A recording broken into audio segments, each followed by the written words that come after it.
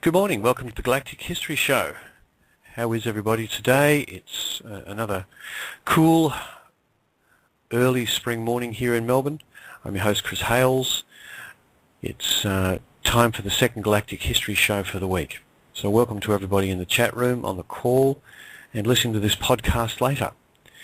It's going to be another interesting show today. We're here with Andrew Bartzis and Nickie Thetsy. Andrew's going to be delayed for a few minutes, so Nickie and I are going to kick off with a general discussion about something. Good morning, Nickie. How are you? Fantastic, Chris. How about you? I'm good. Good. I've just got my nice cold cup of tea here to wake me up, and you're actually trying to warm up by the sound of it. Sounds like a cold day. Yeah, when I was gone, the weather has been extremely hot, up to 97 Fahrenheit, and I came back, and today, as coming out, it's extremely windy outside and cold. Mm-hmm.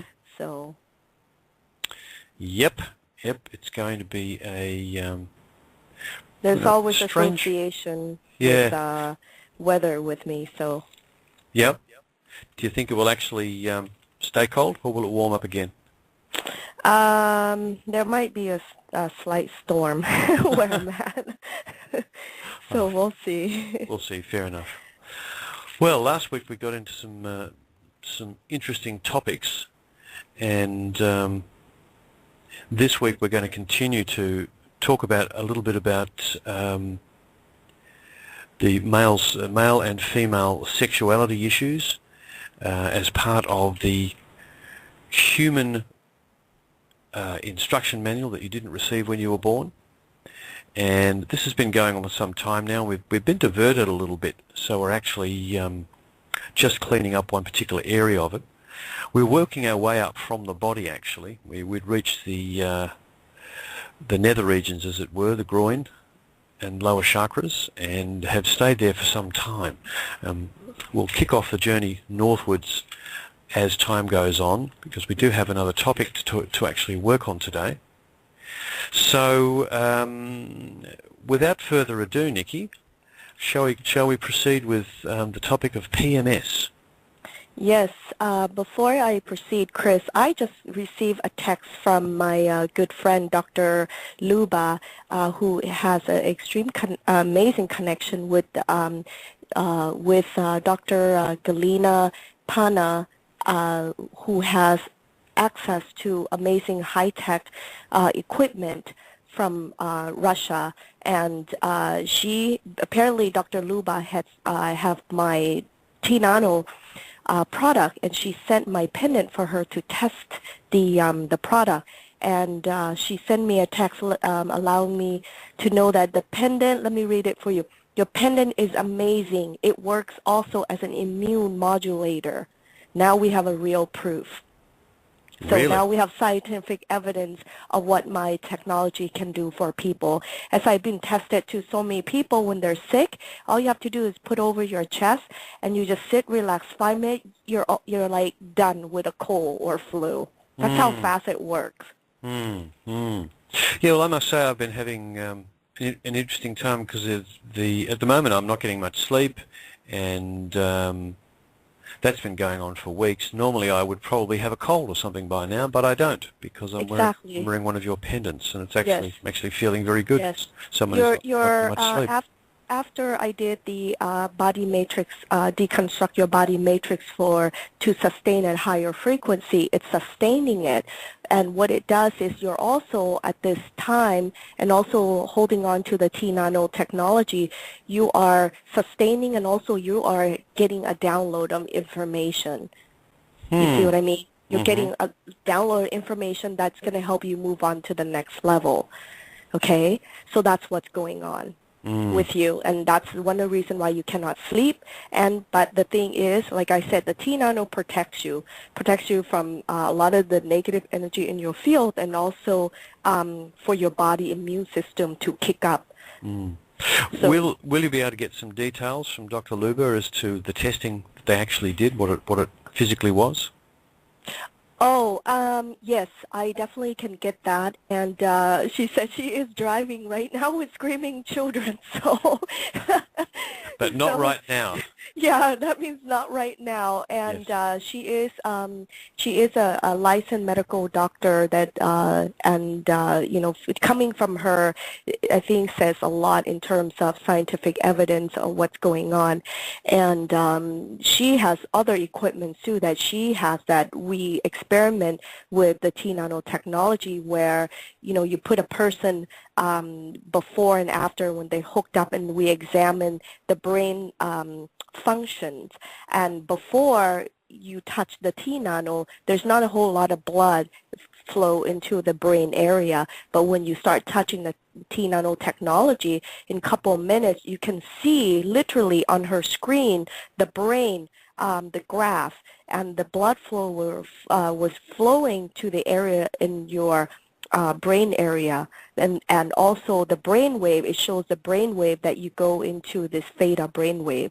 It's fascinating equipment. I mean, this is like you have to literally record this and to show it, but she has a lot of those equipment, and that's why I was so eager to get in touch with her, and I can't wait to actually send her the cones and to Dr. Galina Pana out in New York with all this equipment to test next. What can this cone do?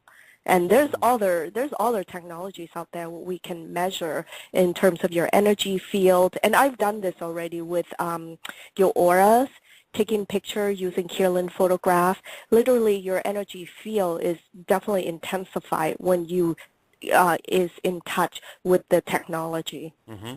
Yeah, and that one is on my website, the before and after effect. Yeah, one of the things about the pendant is that it's got a front and a back. Mm-hmm. Okay, the energy is coming out of the front. It's being pulled into the back, and you get slightly different effects depending on which way you face the pendant, as far as energy going in, energy coming out. Do you want to talk about that for a moment?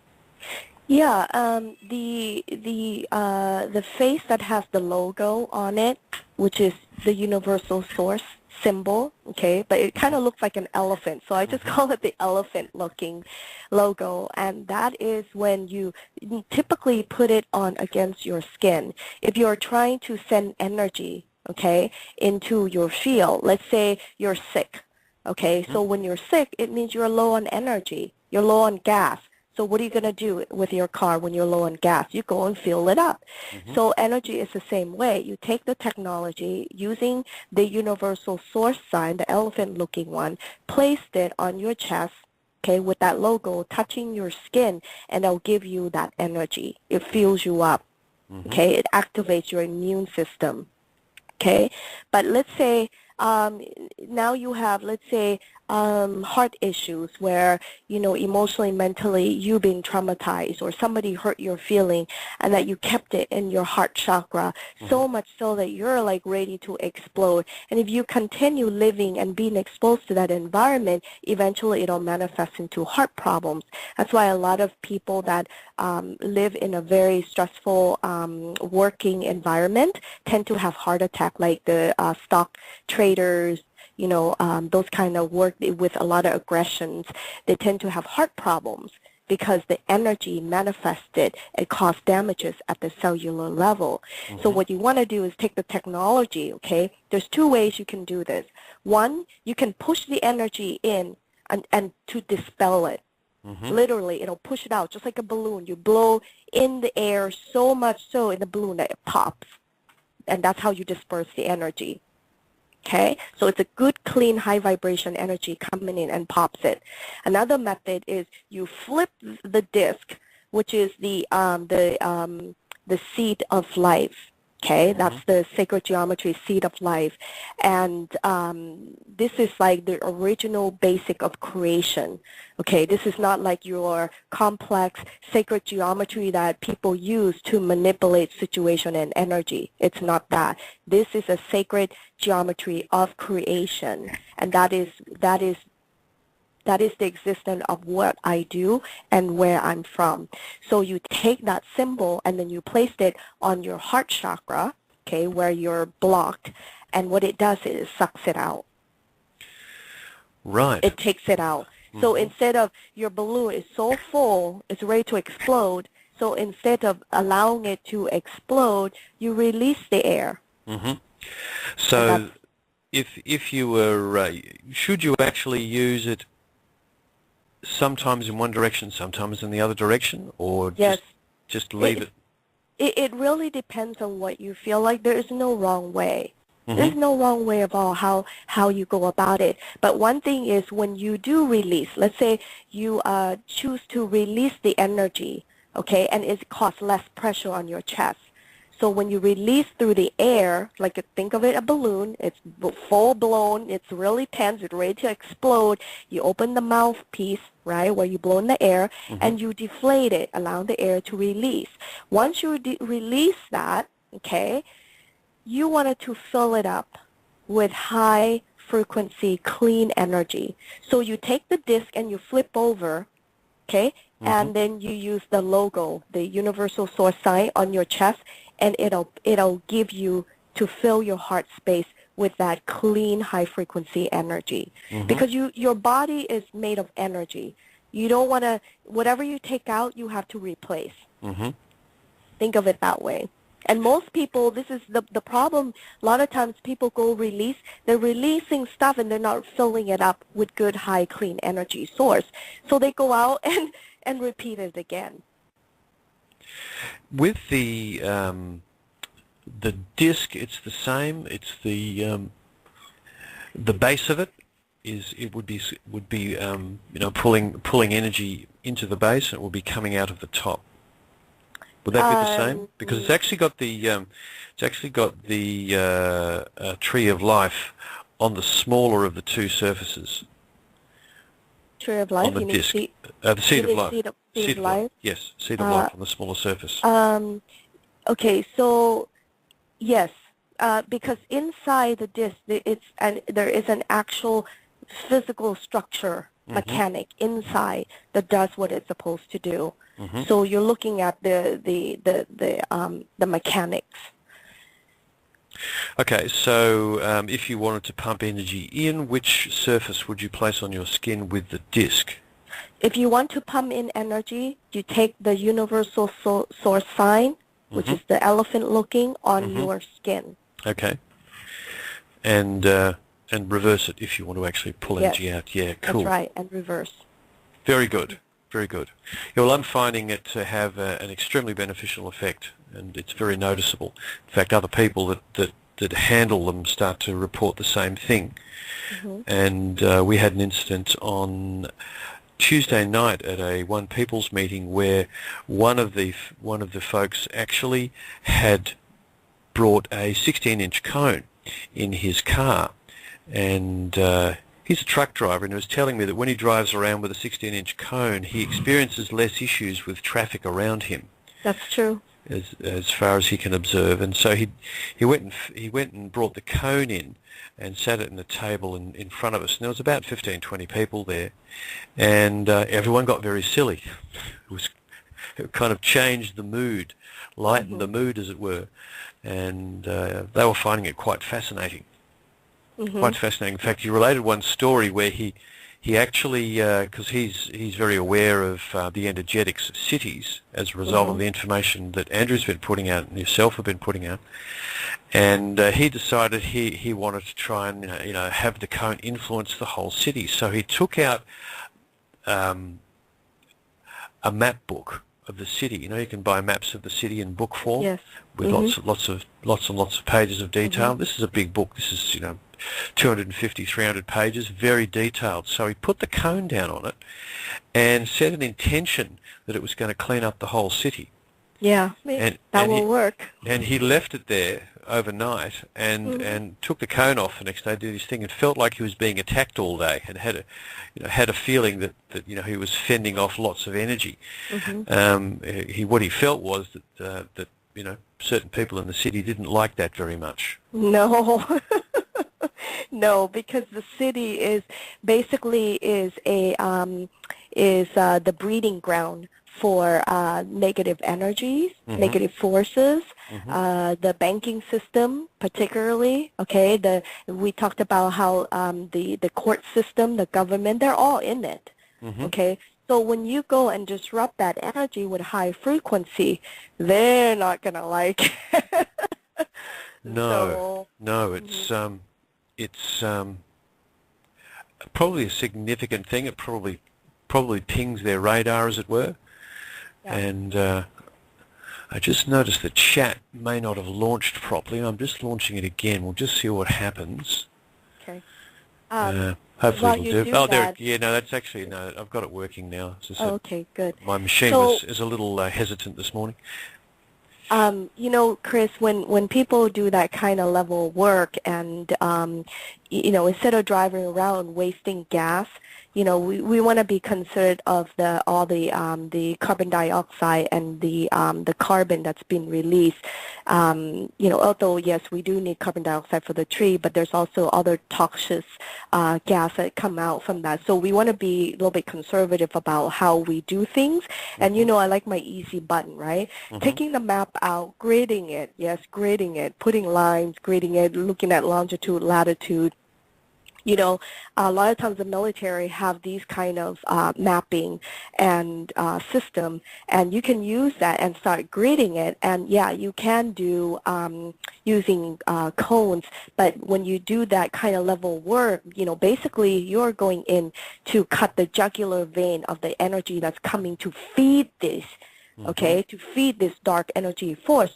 So you have to protect yourself. That means, yeah, start wearing the technology around you, you know, putting up barriers, protection inside your living space, and then because these people, they can identify your energy, okay? And there's a trick to it, and we'll discuss more. How do we go on a deeper level? How do you protect yourself doing this kind of work? Because otherwise they will attack you and energetically, and also they can literally identify who you are, and they'll come back and they'll be like sending, you know, all sorts of legal action for stupid little things that you're like, what? You know, there'll be stupid stuff that comes up, so then it'll manifest into on the physical level. And so we wanted to be able to identify those things and be prepared mentally, okay, mentally prepared. What are the things that could be coming up, so then you can prepare yourself. You see what I mean? So whenever you do energy work, first thing in my rule book, protection, protection, protection, before you go do anything else. Nick, we're planning to have a seminar in I think about 7 or 8 days about using your technology to filter the negative energy out of sacred geometry buildings. Yes. And do you want to talk about that now? Oh, yes. I'm really actually excited. I'm looking into technology that would allow us to see the Google satellite map, and we can go over this, pinpointing different areas, identifying buildings and how they are designed to harness the energy, and some of the monuments, things like that, where the ley line, what to expect, and where and how are they using the energy to feed into their system. That's how they gain power. And by mean is that, like, just imagine, okay, when you are having a bad day and your energy is low, and somebody come and call you, you know, and call you out for something and accuse you of something. When you're tired, you have no energy to defend yourself. But imagine when you do have lots of energy, like as if you drank one of those what do you call those bullseye drinks, you know, the energy drinks. The energy drinks, yep. Yeah, and you're like full of energy. You're like ready to take on anything. And that's what you want to compare it to, okay? That's how they harness that energy. When it feeds to them, they have more power, and it's true. They get more power from that by that harnessing of the energy. And if you really want to feel it, all you have to do is walk into the banking, any of the banking system buildings, you know, you'll start feeling the difference. And bring your cone in there, see the before and after effect. See how you feel. Yeah, well, the best methodology is to actually use one of the cones Yeah. One of the large cones. We had this discussion yesterday. That's the thing that has the most effect filtering the energy. Yeah. And has the most effect on, literally cutting them off from it by just simply raising the vibration of the whole thing. Yeah. Yeah, the cone is actually much more powerful than the disc and the pendant. Mm-hmm. Okay, it's just that you can't wear the cone; it's too big. It's like about 5-6 inches. Yeah, there's several sizes, and Yeah. the one the gentleman brought the other day was not quite the full size. It was the next one down, and in fact, one of the other folks there had an iPhone with the magnetometer app from Dr. Stephen Greer. And he activated that and put it near the tip of the cone, and of course it went crazy because that's the point where all the energy's coming out of it. So that was very interesting. Yeah. It wasn't sensitive enough to pick up anything from the pendant that I was wearing at the time. Yeah, but it's the structural. It's a structural. It's a structural thing? Yes, yeah. The geometry of it. So the cone, it's like a laser point. That's why the tip of it. If you break that, then the energy will be different. So you got to take care of the cone, especially the tip of it. So don't break any of that. All the energy it collects from the bottom, the base, and then shoots out like a laser beam. That's why it's highly effective when you use it to do healing on a person using the small one. The smallest one I have is 5-6 inches. And you use that on both of your hands. And I'm small. I'm 5'2". I have a very small hand.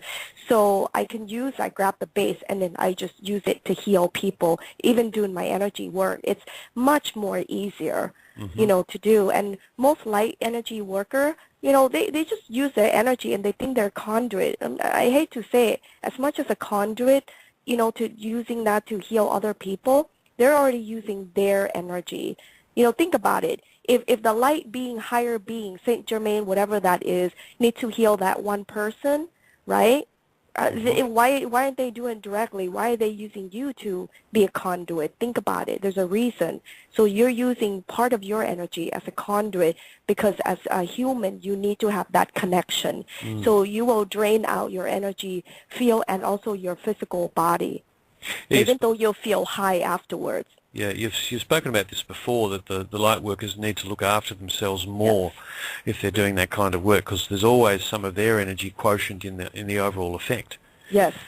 Then they can cause harm to the person who's receiving the healing. So that's why I said use the cone. The cone is a tool, just like you have a cell phone, computer, they're tools.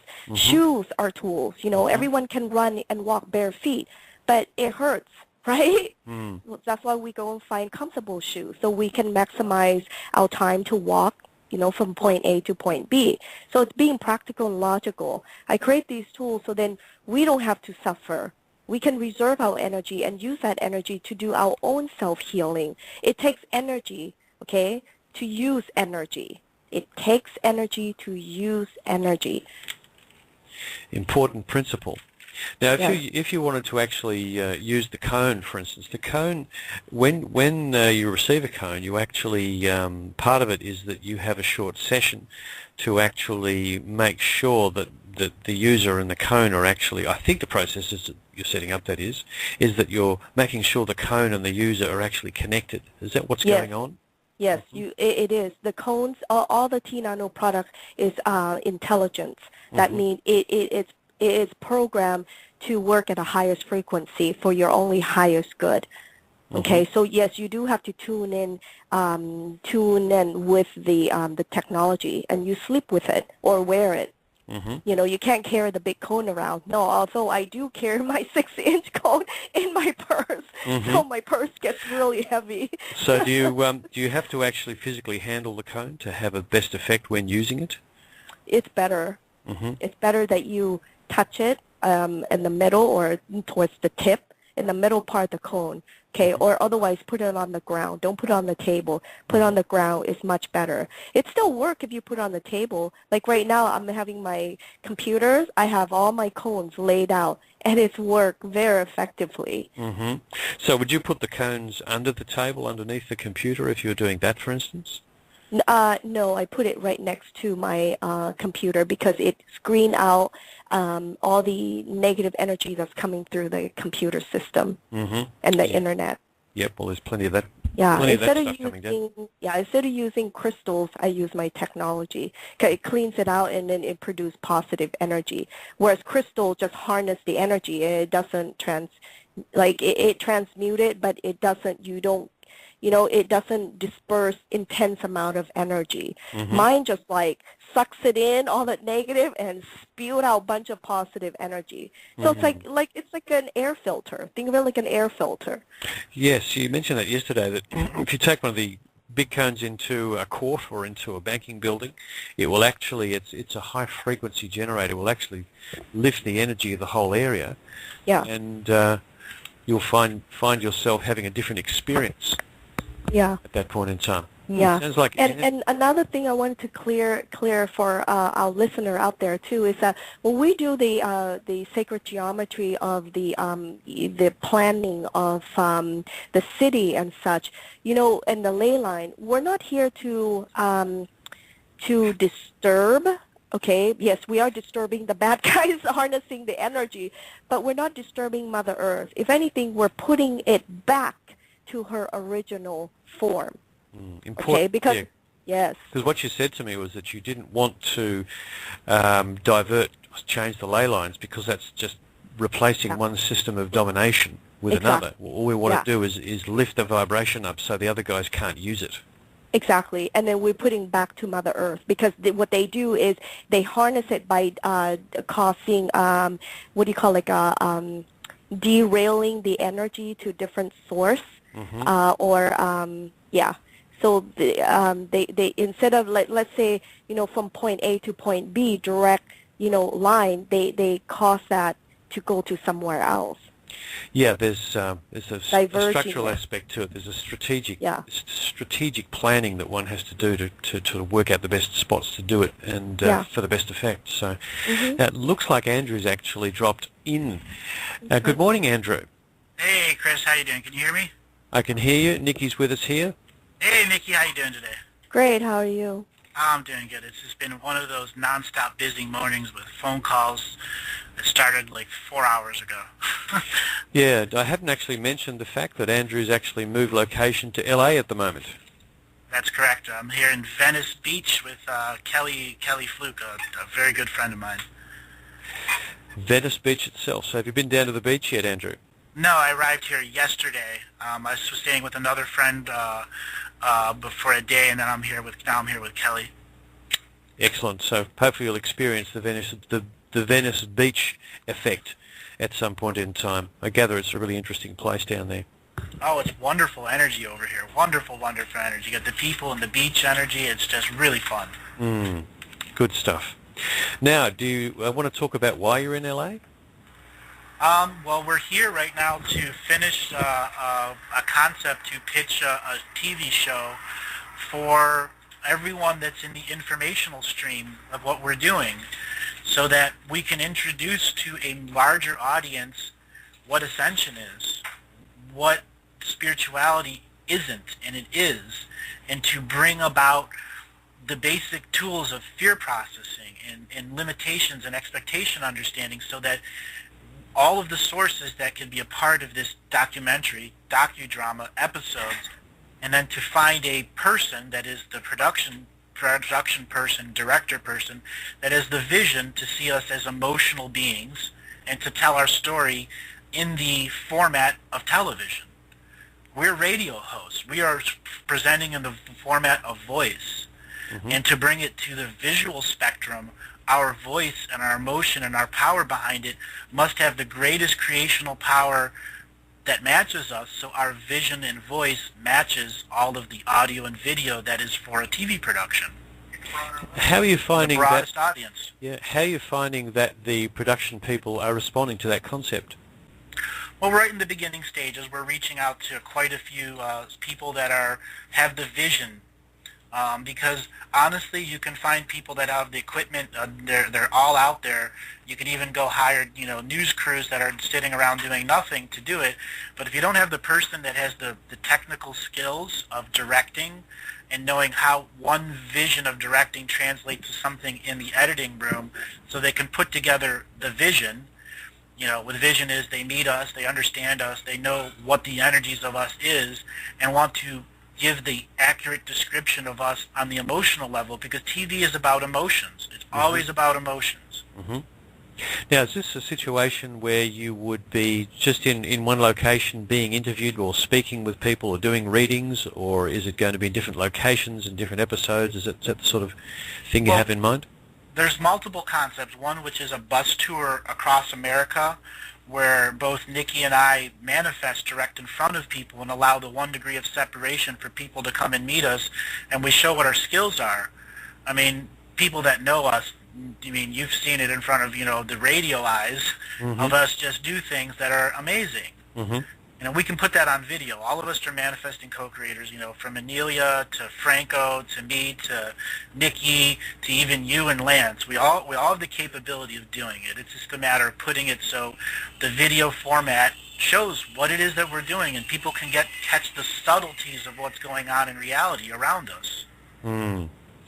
Yeah, that would be actually quite a challenge for a director to do that and really get the message across. So fingers crossed you'll find that you'll synchronistically find the right people simply by intending and putting that energy out there. Also, if you don't do a reality series, you do a docudrama. You say you get a deal for 10 episodes. It's usually like the industry number, or 3 episodes or 5 episodes. How do you show what we are in that time? And that's the vision of the director, who knows how special effects and knows the technical things behind special effects that can put a production paperwork together. So all the people in the production know what it is the vision is. It's the actual technical translation of who we are into TV format. The amount of work that you put out on radio since you began, which is probably around about a year ago now, how many 100 hours would you say you've done? 1,500 hours. So has anybody concerned with the effort you're now doing listened to enough of that to really get it? Quite a few have listened to it. As for getting it, that's the thing. Some days they get it for 3 or 4 weeks at a time, and then the reality pulls them back in, and then they don't get it for 4 or 5 weeks at a time. It's the nature of creating energy that's different than this reality, because each person has to process the information. That's why coming down to Ascension 101, what is fear, what is limitation, what is expectation, and learning how to process those energies in your physical body, your spiritual body, your emotional body, so that you can find remedy and resolve to all of those things that don't add up to something the reality is telling you isn't real or is real. Yeah, well, the reality... I recommend Anelia Ben's Ascension 101 workshop. It gives all of the absolute basics when it comes to processing energies of the reality. Both Nickie and I as hosts, we present information that it is tough beef jerky to chew on for a while. Well, it doesn't need to be tough. If you listen to the information and understand the fear processing tools, the expectation tools, and the limitation tools, and you go through that simple Ascension 101 course, which is like a 3-day or 4-day course, and it's all free, it's all online at ascension101.com, or you can type in Anelia Benz, and it spells it out exactly. And she has other courses you can take on relationships, on business, on finance. All of those are there for tools, so people can put in their toolbox to process reality energy in whatever format that it manifests in front of you.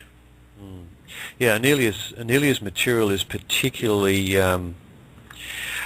look, easy to use wouldn't be quite the right term. It's user-friendly. User-friendly, exactly. I mean, you have to physically do it. You have to physically go through the process. But she has a really gentle way of doing things. Is probably the best way to describe it. It's very feminine energy and really enjoyable to do. Actually, I've done a number of her bits and pieces, particularly the fear processing. That's always been quite useful, because there's nothing that the system does fear best. It's what it does. It's their main tool for herding us about the place. It's their sniper weapon. Yep, and they just ping us off one by one. Yep. And once you're aware of that game and once you've got a tool to actually use with it, as soon as you recognize that particular effect coming in, you can just process it the way that you learn from her fear processing stuff. You just got to make it into a new habit. In fact, a lot of this material, Andrew, a lot of the shifts in people's thinking and perspective, a lot of it is about habit breaking. Have we lost you? And Chris, a lot of times, it's taken a lifetime, right? Whether you're in your 30s, 20s, 40s, 50s, 60s, it takes a lot of time to get to where you're at, accumulating programming, all the complexity of fear in your life. So every time we face with the negativity, we tend to falter back into that, low frequency. That's why I create my product where it helps you sustain that high frequency as much as possible. So then you can deal with a lot of these deprogramming until you're finally finished deprogramming different chapters of your life. Indeed. It's something. It's very important to stay at a high frequency. Yeah, and Andrew already alluded to sort of falling in and out of the shift. It's literally breaking that habit of the programmed response that's been in you for decades and decades. And it's really, really something you have to work at, like breaking any habit, like an eating habit, drinking habit, smoking habit, any habit. It takes many, many days of the new behavior to actually break that habit. Right. And the programming that we've received is particularly deep. I mean, it runs really deep. It takes quite a while of conscious effort to actually really get on top of it. Some people do it more easily than others, and that's fine. Yeah, and it's a lifetime process, but for me, I don't have lifetime. So I immerse myself in all sorts of things. I mean, even to jump in the cold ocean water at 50 Fahrenheit, during the winter season, so then I could deprogram myself. Yeah, sometimes you do have to shock the body and say, get yourself together and change this program now. You see what I mean? Yep. So, and that's called like resetting and programming. And Andrew talked about purging. The only thing with purging is I want to caution those out there. Whenever you're going through purging on the physical level, on the body temperature, physical level, physical endurance, or colonic and all those things, just assess your physical body first. Make sure that your body can handle it. Okay, because otherwise it'll shock the body, and then you can't handle, and then it can cause you harm and get sick. You want to be able to handle it, and part of it is also making sure that you are taking the responsibility to take care of yourself when you put yourself through the purging and resetting, because anticipate that you may get sick. You don't want to depend on other people and expect them to come and take care of you. So now that you are aware of what to anticipate, just be aware of it and don't put all that hardship workload on other people and make them their responsibility to take care of you. As an individual human being, we have to learn how to take care of ourselves and making that as our own responsibility and not put it on other people. And if they want to help, that's great, but not as an expectation. Indeed. We're moving into a time where we're taking back responsibility for every aspect of us, and that's just one more part of it. Now, Andrew's audio dropped out there. I think he's back, Andrew. Actually, you've just gone very, very muffled. Just speak again. We can't hear. Okay, it sounds like it might be, if you were using a headset, it sounds like it might have reverted back to the laptop, because I can hear the hand movements far more clearly than your voice, so something's going on there. Maybe we'll have to call him. Yeah. Yeah, Andrew, it sounds like a physical microphone issue. Whether the microphone's not working or unplugged, we can hear you very faintly, but it's we're hearing the noises as you touch the laptop very distinctly. No, it's very muffled. Interesting. What I might do is I'll drop you off and pull you back in and see if that works. Have to love live radio, Nickie. Yeah, it would make sense to go to television. Yeah, well, I'm not sure that that will be any less complicated. Andrew, are you back in? Yeah, can you hear me now? No. No, it sounds like you've actually got a pillow over your mouth at the moment. Hold on. Yep. Don't think it's interference, Nickie, at this stage. I think it's just a technical issue. I mean, I would love to just do one show where there wasn't, you know, a dropout or some audio issue. Is it always like that with us, or with all your other guests too? It's the other guests tend to be just straight ordinary technical problems. I mean, you guys get hammered by whoever out there is trying to stop this information from coming out, so that just adds another layer to it. But for the most part, for instance, yesterday I was talking to a gentleman from New Zealand called Anoka Shiva, had a really great conversation about communities, and for those that are listening that also listen to the long conversation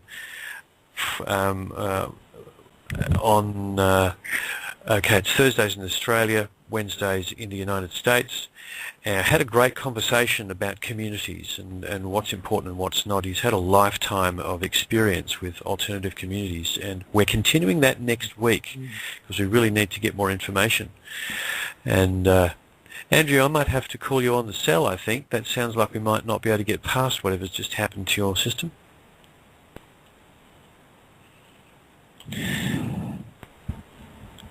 Yep, not getting any audio at all at this stage. Okay, I can see the response in the room. I'll just hang that up and one thing I forgot to ask him is which mobile, so we'll just ask him that question. There's a couple of different choices I can make here. Probably it will be this one.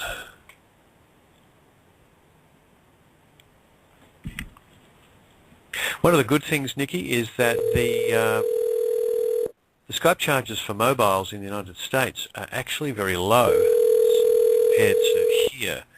So I can call someone in the United States. Hello, Helene. Yes, hi. Hi, Helena. How are you?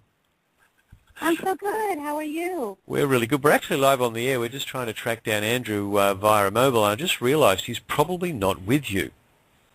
He is not. He said, am I live? Am I on the radio right now? Yes, you are. I can give you a number. No, actually, Okay, he's just given me the number. So good. Nice to talk to you. So it's nice to talk to you all. Everybody have a great day, and I'm glad you found him. Yeah, it was running fine as usual, and then it dropped out. So we're just setting it up again. Thanks, Helene. All right. Cheers. Bye-bye. Thanks so much. Have a Bye, great Helena. show. Bye, everyone. Bye-bye. Okay, that mystery solved there. So let's just. Do you see the number on the screen, Chris? Yeah, I've got the number there. I'm just going to let me see. I have to actually set that up as a quick contact. I'll just give that the name Andrew and make sure it's in the United States so it doesn't try and dial from somewhere else in the world. And then we will just quickly dial it. And you know, Chris, I can't wait till you continue talking about that gentleman you brought up earlier, and about the basic of community and in the alternative lifestyle. And I know I have a lot to contribute to that in terms of establishing relationship between people, and that what is the ultimate key in the surviving of the alternative lifestyle. And that goes for all the light workers too, and the people who are not awakened. yeah, well, interesting. Nickie, I've added that phone number in. Just give me a minute to actually find that contact. Do you want to talk about community for just a minute? Yeah, sure, no problem. And the community that I'm referring to is basically putting, soul family together, light workers, whoever you want to do. The basic key here in a nutshell is establishing boundaries. Boundaries for integrity, respecting each other's differences is vital in the survival of any time you put people together. And putting people have their own differences, and that has to be respected. When that is not in place, nothing can survive. And Chris and I had talked about this last night about this Canadian, I think it was a government or private companies. Yeah. Oh, good. We're good. He is back. Yeah, we just started a slightly different conversation, Andrew, just to fill in for a moment while you were. But look, let's continue that thought later, Nickie, at some point. Yeah, let's do that. Because it's a very important aspect of forming new communities, and it needs to be spoken of. But we've got Andrew back. Not sure what happened to your audio, Andrew. It was like you'd basically put a pillow over the microphone. The audio card on the computer I'm sitting on all of a sudden disengaged. It said it can no longer censor audio card. Interesting. Just technical failure, or is there some interference going on there? I think a little both. I mean, I didn't do anything other than reach for a cup of water. Yep. Fair enough. Well, as long as... Yeah, a friend of mine dumped a whole cup of water on her laptop the other day. She was not happy. Yeah. Not happy. There you go. She's having to do all sorts of strange things to make it work.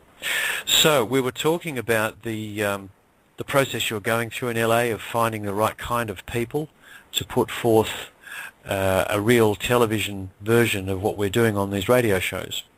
That's right. And to do that, you have to find the people with the vision, and then the people with the vision have to understand the material.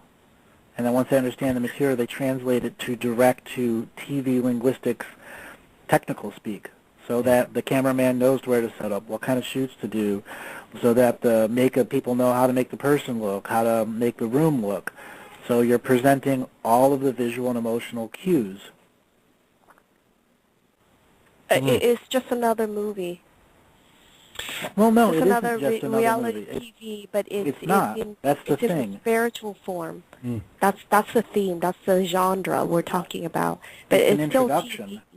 But it's still just an introduction. Yep, sounds like it's going to be a different kind of task for those folks down in Hollywood anyway. How are you finding that have you spoken to anybody, for instance, who's never heard of you? Or are they all people that have actually had experiences with the material? I've spoken to quite a few that have never heard of me. And for them, can they sell it or not? That's really what it comes down to. We won't go to anyone that doesn't have the ability to sell it. That makes sense. So that's the look at the process there. If you can't sell it, you continue to do what you do, is make as much noise, as much audio, as much archives as you can, and you continue until the industry has people that can sell a concept that's on the forbidden or the taboo list. Yes. Has any of that come up yet? Yes. That has come up. And how did it manifest? People just not interested? People actually verbally expressing it? It's first impression. It always comes down to the first impressions. Anything that's on the taboo list or the forbidden list, as soon as you start dancing around the words that says this is taboo, that this is forbidden, it's first impression. Can your first impression break through that fear that they have of the taboo list? Yeah. Will they present something that they want to sell and risk their reputation in one pitch? That's the fear. Interesting. Yes, it would be. Now, Nickie, you've had a fair bit of experience in this field. Well, yes, I have my fair share of having friends and connection with the Hollywood people, and I must add that the Hollywood people are not as close-minded as you think. I mean, you look at the TV show Medium, that's all about psychic, a lady who's psychic and being using it, integrated in in reality, which is, she was a detective. You know, there's other show like Charms, even though it's on, you know, it's just for fun. You know, Charm, that's another good one that was on. Talked a lot about witches and metaphysics.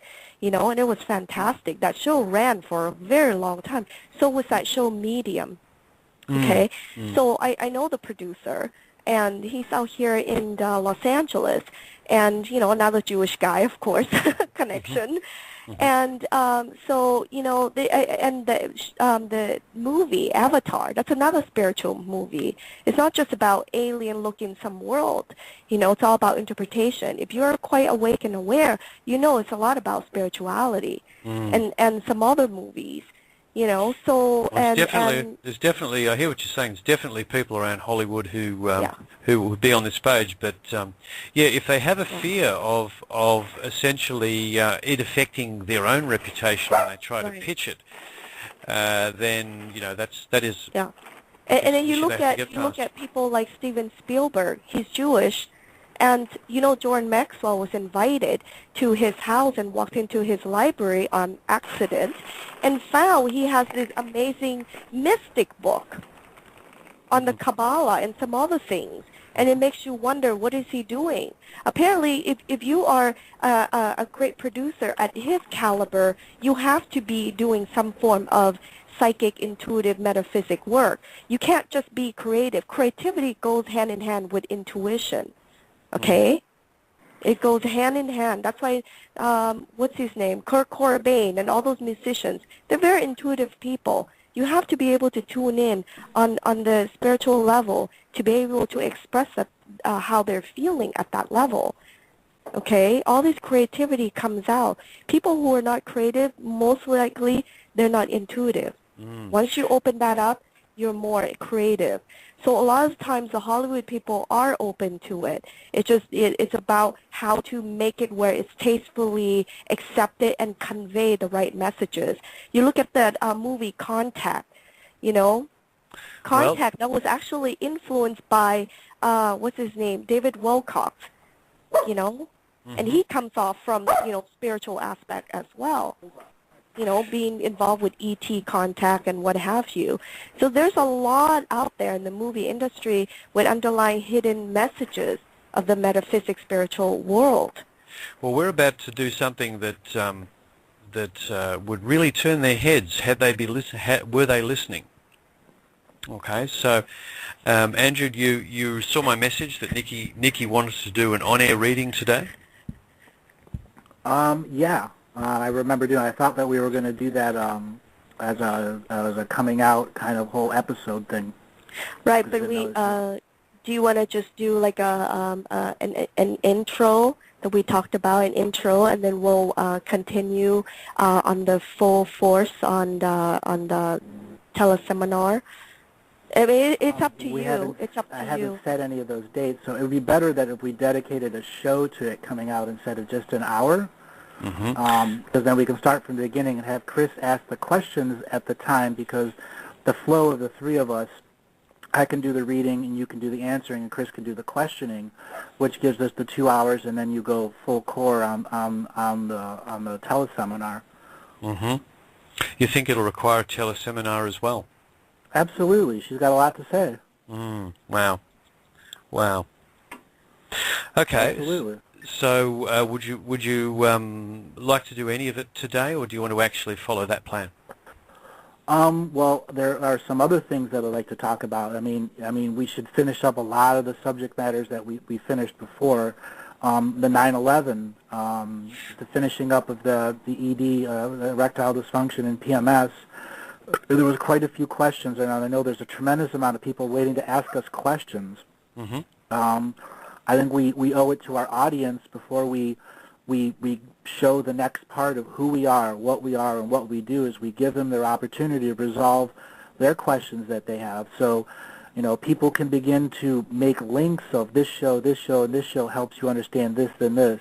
This is where Nickie and Andrew talk about sacred masculine and feminine. This is where Nickie talks about her cones. And let the audience be the ones that share the information as well as the archives. I think that's just as important to tie up all of those ends before we show who we are, what we're doing. Well, to be honest, I think Nickie deserves a really, really concentrated showing. So, Right. given that we're about an hour into the show, and we have just an hour left, is that okay with you, Nickie? We'll just finish off the loose ends that we have at the moment, and give you a full burst next week, followed by a teleseminar. Sure.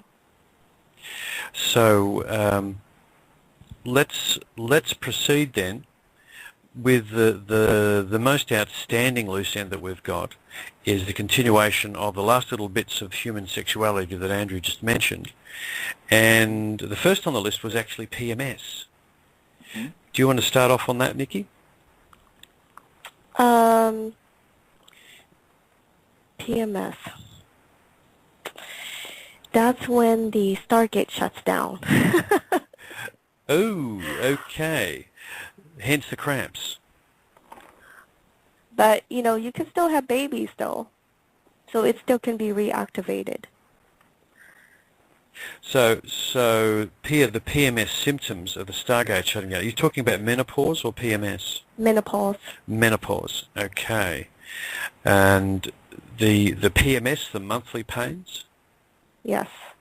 Yes, that's when the physical body, now you're dealing with cellular level, it needs certain nutrients to be able to function without pain and suffering. Mm-hmm. For example, some people have pain when they menstruate. That's when they're lacking, supplements like evening primrose. They'll need extra vitamin E, calciums, potassiums. Because when you're losing blood, the body has to make blood in order to excrete blood, okay, as a replacement. Yeah, well, a lot of women who are having PMS difficulty essentially are taking drugs to either just relieve the pain or relieve the cramps, or both, not necessarily boosting themselves up with the right nutrients. Exactly. They're actually lacking, lacking. A lot of time it's lacking, and so they're not properly providing nutrients to the body. Even taking care of themselves just by having, salt bath, that helps. That helps to alleviate the muscle spasm. The muscle spasm because it's lacking nutrients like salt, potassium. So you can actually, if you've got the right nutrients, you can actually minimize the pain as well as the replacing the blood. Yeah, definitely. Yep, well, that sounds like good advice. Andrew, did you have anything to add to PMS? As the Stargate closes down, it is a woman's right and natural process to go back into herself and understand what the expression of that energy is. A menstrual cycle has a beginning, a middle, and an end, and during that menstrual cycle is a letting go, a closing down, and a reopening of the lotus flower of energy that's a part of those sacred organs. And as the Stargate is shutting down, it is where the woman who connects through all of her chakra system and brings her sentience into that part of the Stargate, so that her sentience becomes part of the eye of the needle, and it opens herself up to the great grandmothers who are running this world. All the other sacred feminines that are out there. There's a truly spiritual process in reconnecting to your moon cycle, and it requires each individual woman to reconnect at that level and find the compassion for themselves to reconnect to what the energy of that womb gate is. And it completes a spiritual circuit that can only be understood by the experience of it on a monthly basis. Because every month you are expressing something different of the Earth Mother, her macro expression through your micro-menstrual cycle. And your micro-menstrual cycle helps the Earth understand the greater macro of what's going on as a species of who we are. So the more time, effort, and energy you put into your own personal menstrual cycle, separate of the drugs that you take, the spiritual input and the spiritual output of that womb gate is increasing and raises your vibration even more. What sort of practices were carried out in past times to engage the woman in the spiritual aspect of that cycle? Well, during their moon cycle, they weren't required to work. Somebody took care of their children if they needed to.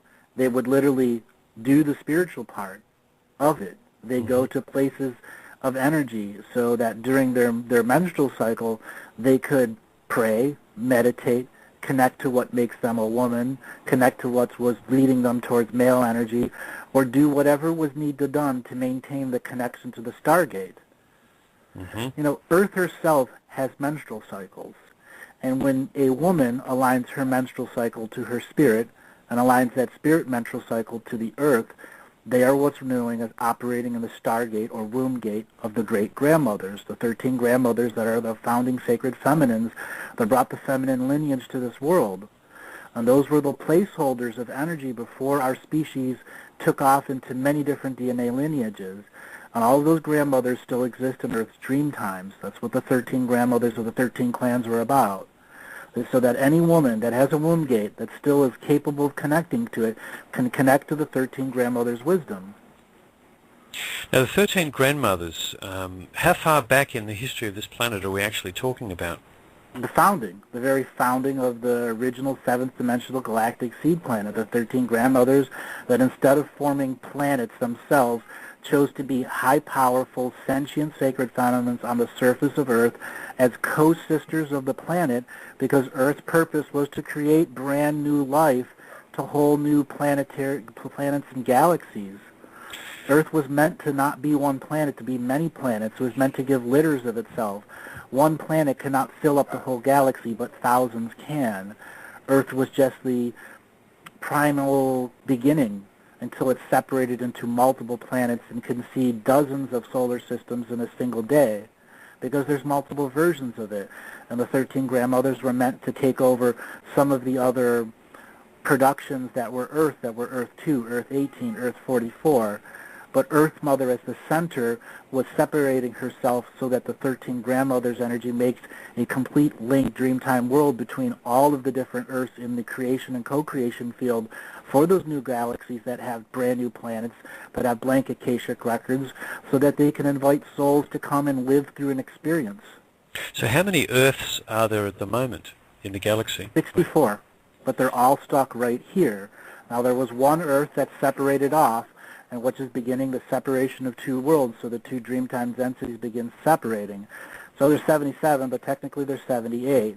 And as we go through more of the separation of the two worlds in the dreamtime, and the separation of densities between the older souls, the middle age, and the younger souls, and as soul families begin to reform, there'll be a third, fourth, and fifth Earth, as well as a third, fourth, and fifth Mars, a third, fourth, and fifth Jupiter and Venus, until everything's separated down to its harmonic keys.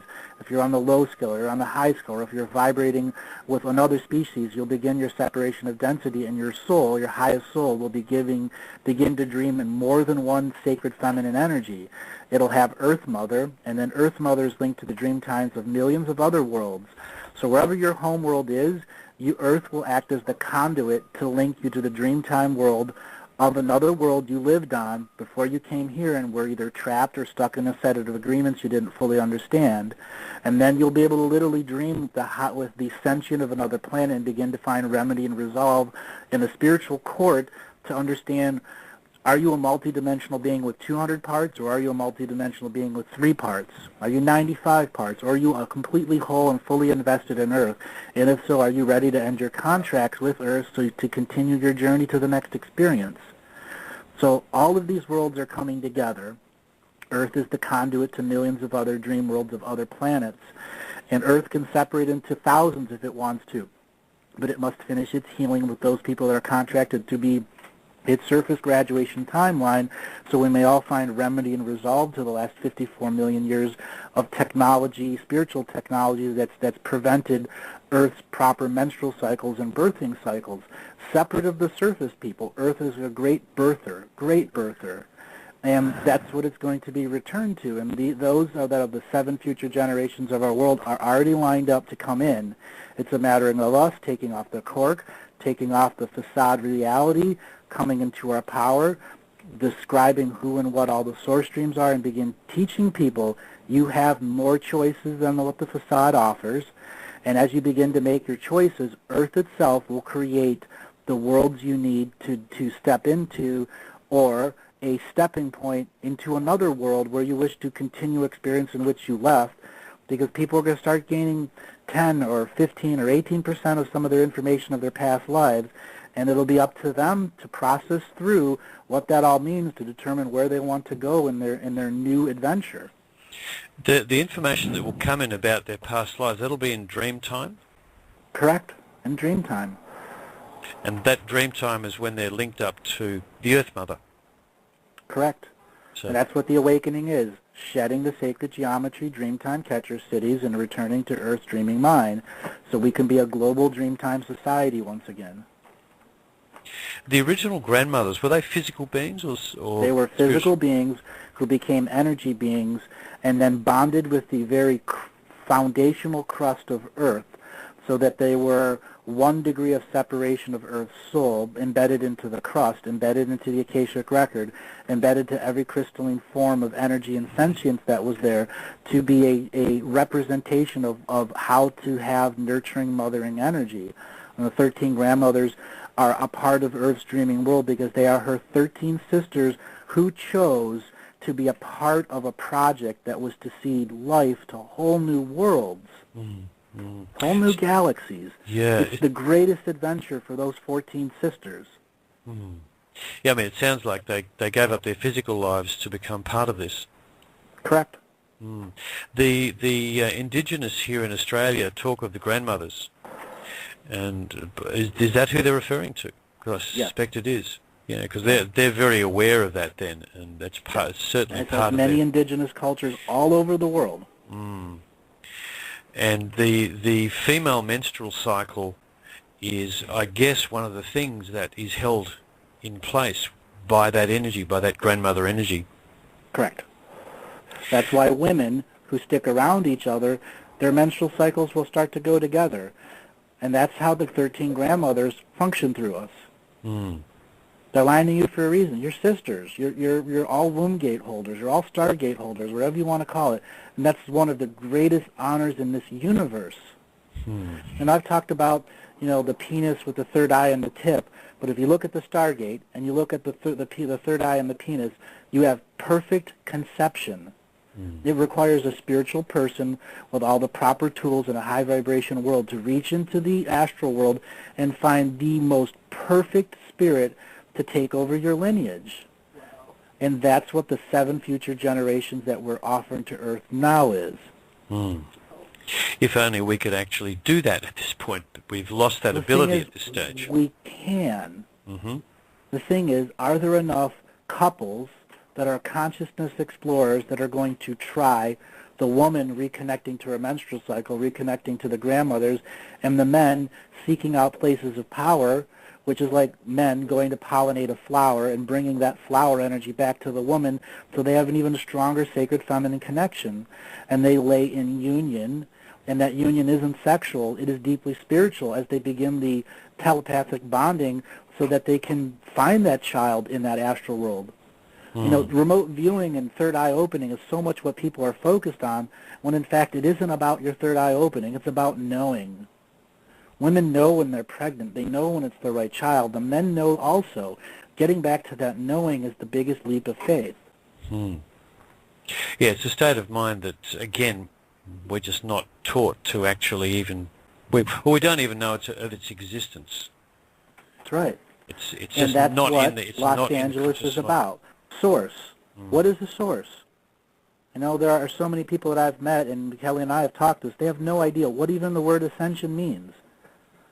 If we're going to introduce this to the public, our message is simple. To introduce it to the public, it has to be even simpler.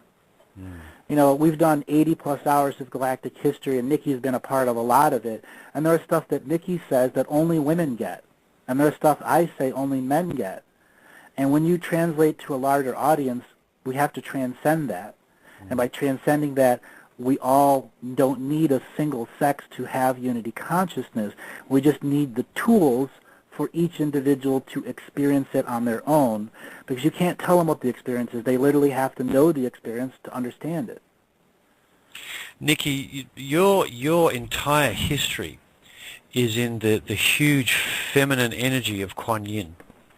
Yes. So your connection to the grandmothers must be very, very intense. Yes, very intense. I am very connected to Mother Earth to a point where I'm against including for light workers or people to, or just people in general, to dig into her womb and extracting crystals out of her womb because she needed that as part of her consciousness. You Well, know, Andrew it holds her memory of what's going on her and in her, within her as well. Yeah, what Nick is referring to is a part of a discussion we had yesterday about the aggressive mining of crystals from the earth. When, Andrew just pointed out the grandmothers are invested in the crystalline structure of earth. So when you remove those and repurpose them, you're actually taking part of that memory out of the planet. What you're saying is just another way to understand our world was invaded spiritually. So the 3D representation is going to mine crystals. But at the same time, the grandmothers and the Earth Mother are going to be finding people that the crystals that are mined to can go to create healing. It's all interactive. It's all connected. It's all interconnected. One view never fits. It's all views that fit. And that's what the 13 grandmothers have always been saying. We all come together in a global Dreamtime society where Earth and the 13 grandmothers set up the structure of peace, love, unity, respect, harmony. And from there, we create our own reality bubbles in those basics understandings that the nurturing spirit of the 13 grandmothers and the Earth Mother are a part of every aspect of our vibrational experience. Therefore, there will be no good and evil anymore. It'll just be experience. Yeah, there's a judgment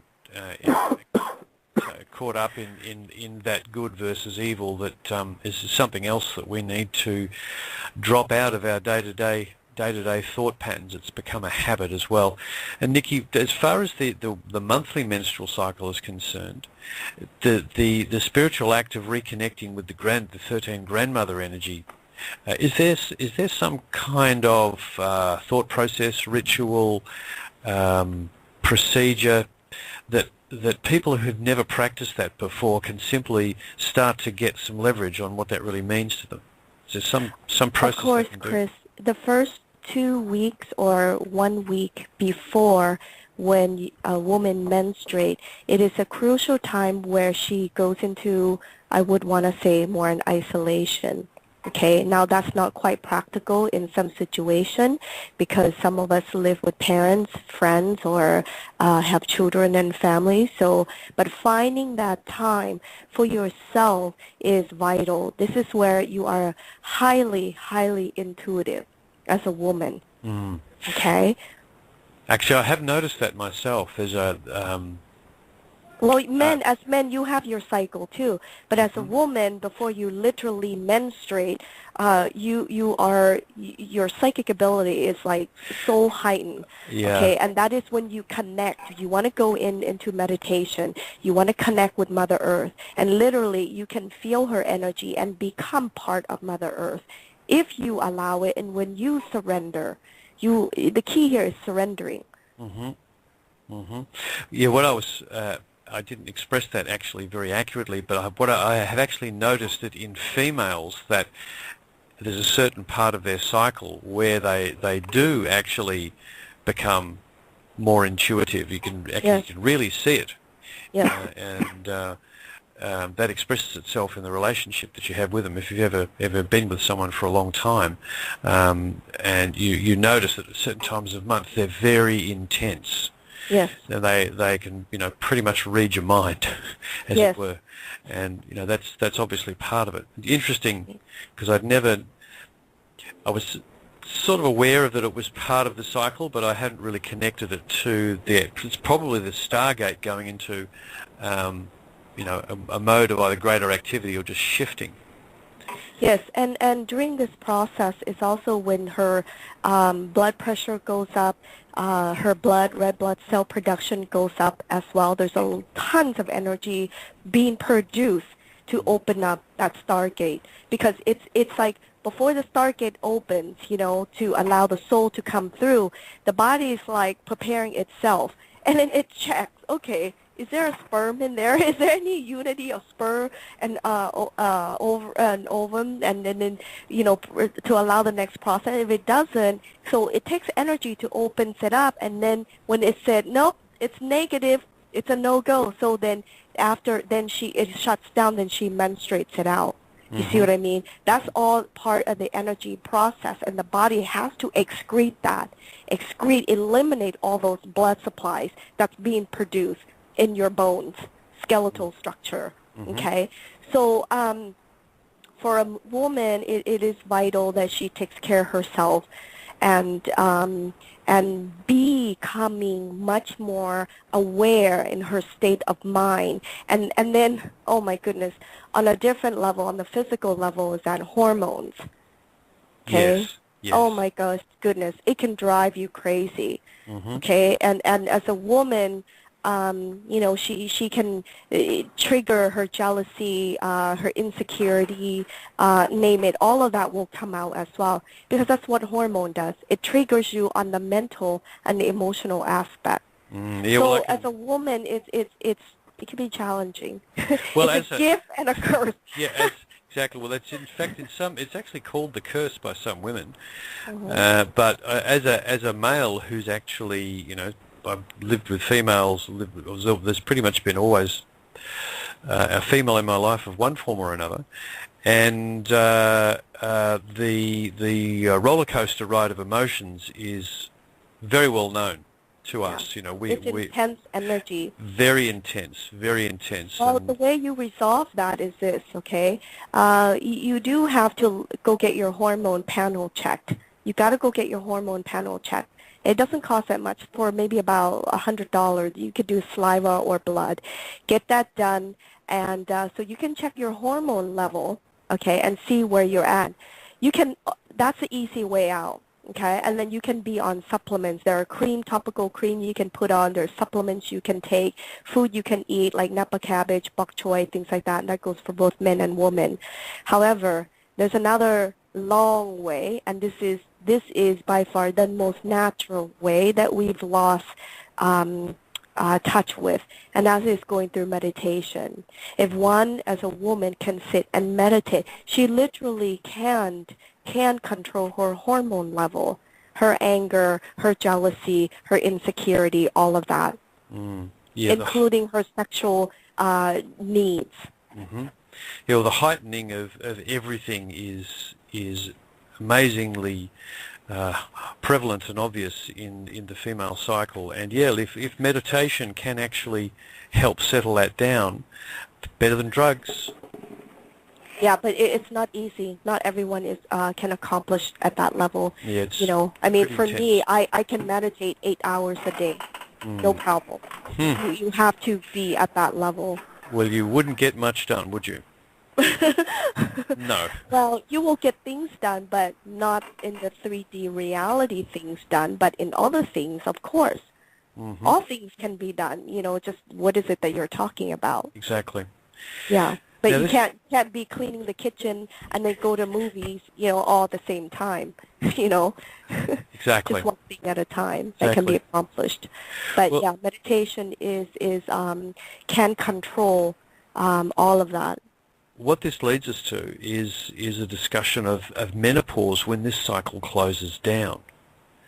Now, I just have a feeling that, and Andrew might want to comment on this, that when that starts to happen with the female body, Andrew, in past times, was that sort of a cause for a celebration or a grieving? What was the attitude to the closing down of the menstrual cycle later in life? In past times. That's the thing. The menstrual cycle closed down because the earth was being shut down. Oh, okay. Okay. I have something to read. I put a link here, a Facebook notes link called Amalgamation Nation. This is something I wrote December 8th last year specifically for these times. And if people want to read it on their own, that's fine. But I'd like to give an opportunity to read it. This is about the sacred feminine, and I'm going to read this. The idea of a sacred space defines itself on many planes of existence. It represents the human need to have your possessions that help ground us in the world. Sacred space is the room we give ourselves to be. We learn at a young age about beliefs people hold to be true. We continue to learn about others' sacred space. At times we get confused about what is your sacred space and what is others' sacred space. It's time to mark your space with your essence, your love, and your human needs. It asks you to know who you have given permission to be in your sacred space. It asks you to tell those who are not welcome to leave. It asks you to stand up to your convictions and respect your sacred space. Enforce the rules you have set up. Release the rules that have allowed others to steal the serenity of your sacred space. It asks you to honor the sacred point of view you have been co-creating with Earth Mother. Drums mark the heartbeat of our Earth Mother, constantly remind us who gave us birth. The rhythm of connection is the pulse of Mother Earth's heartbeat. It is the perfect reflection of our heart's expression of life on Mother Earth. The drum came to the children of Mother Earth during the second world of the first ice age. It was a time when the first generations of clans gathered around the fire for new discoveries. They shared these first fires with warmth and unity. The clans survived. During this time, the 5 races of the world connected with the heartbeat of Earth Mother. And I express that, heartbeat of Earth Mother. The clans learned Mother Earth was active in all their ceremonies, and Mother Earth was amongst the drum beats they created. They discovered a common, almost imperceptible rhythm which all ceremonies shared. They call this the heartbeat of Mother Earth. The plight of the female spiritual warrior is one of the most difficult paths to maintain true flight. Your womb cave yearns every new moon. It asks for a presence to help fill the void of apathy. If you seek out your womb cave with the light of truth, you'll discover a whole new reservoir of light, waiting for you to use its potential for healing and harmony.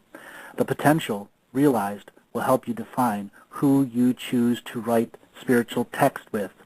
It will help you discover those who you have helped heal, even if you had no clue you've helped them heal. The arrow of truth is the spirit of the spiritual warrior clan. The arrow flies straight and true, quick and deadly when you aim to kill. The arrow speaks of ideas of brotherhood and sisterhood. You must armor yourself with good intent for those you wish to associate with. Drop those who no longer honor your path of sacred truth. Arrow says stay on the sacred path when the shadows of former self show you alternate ways.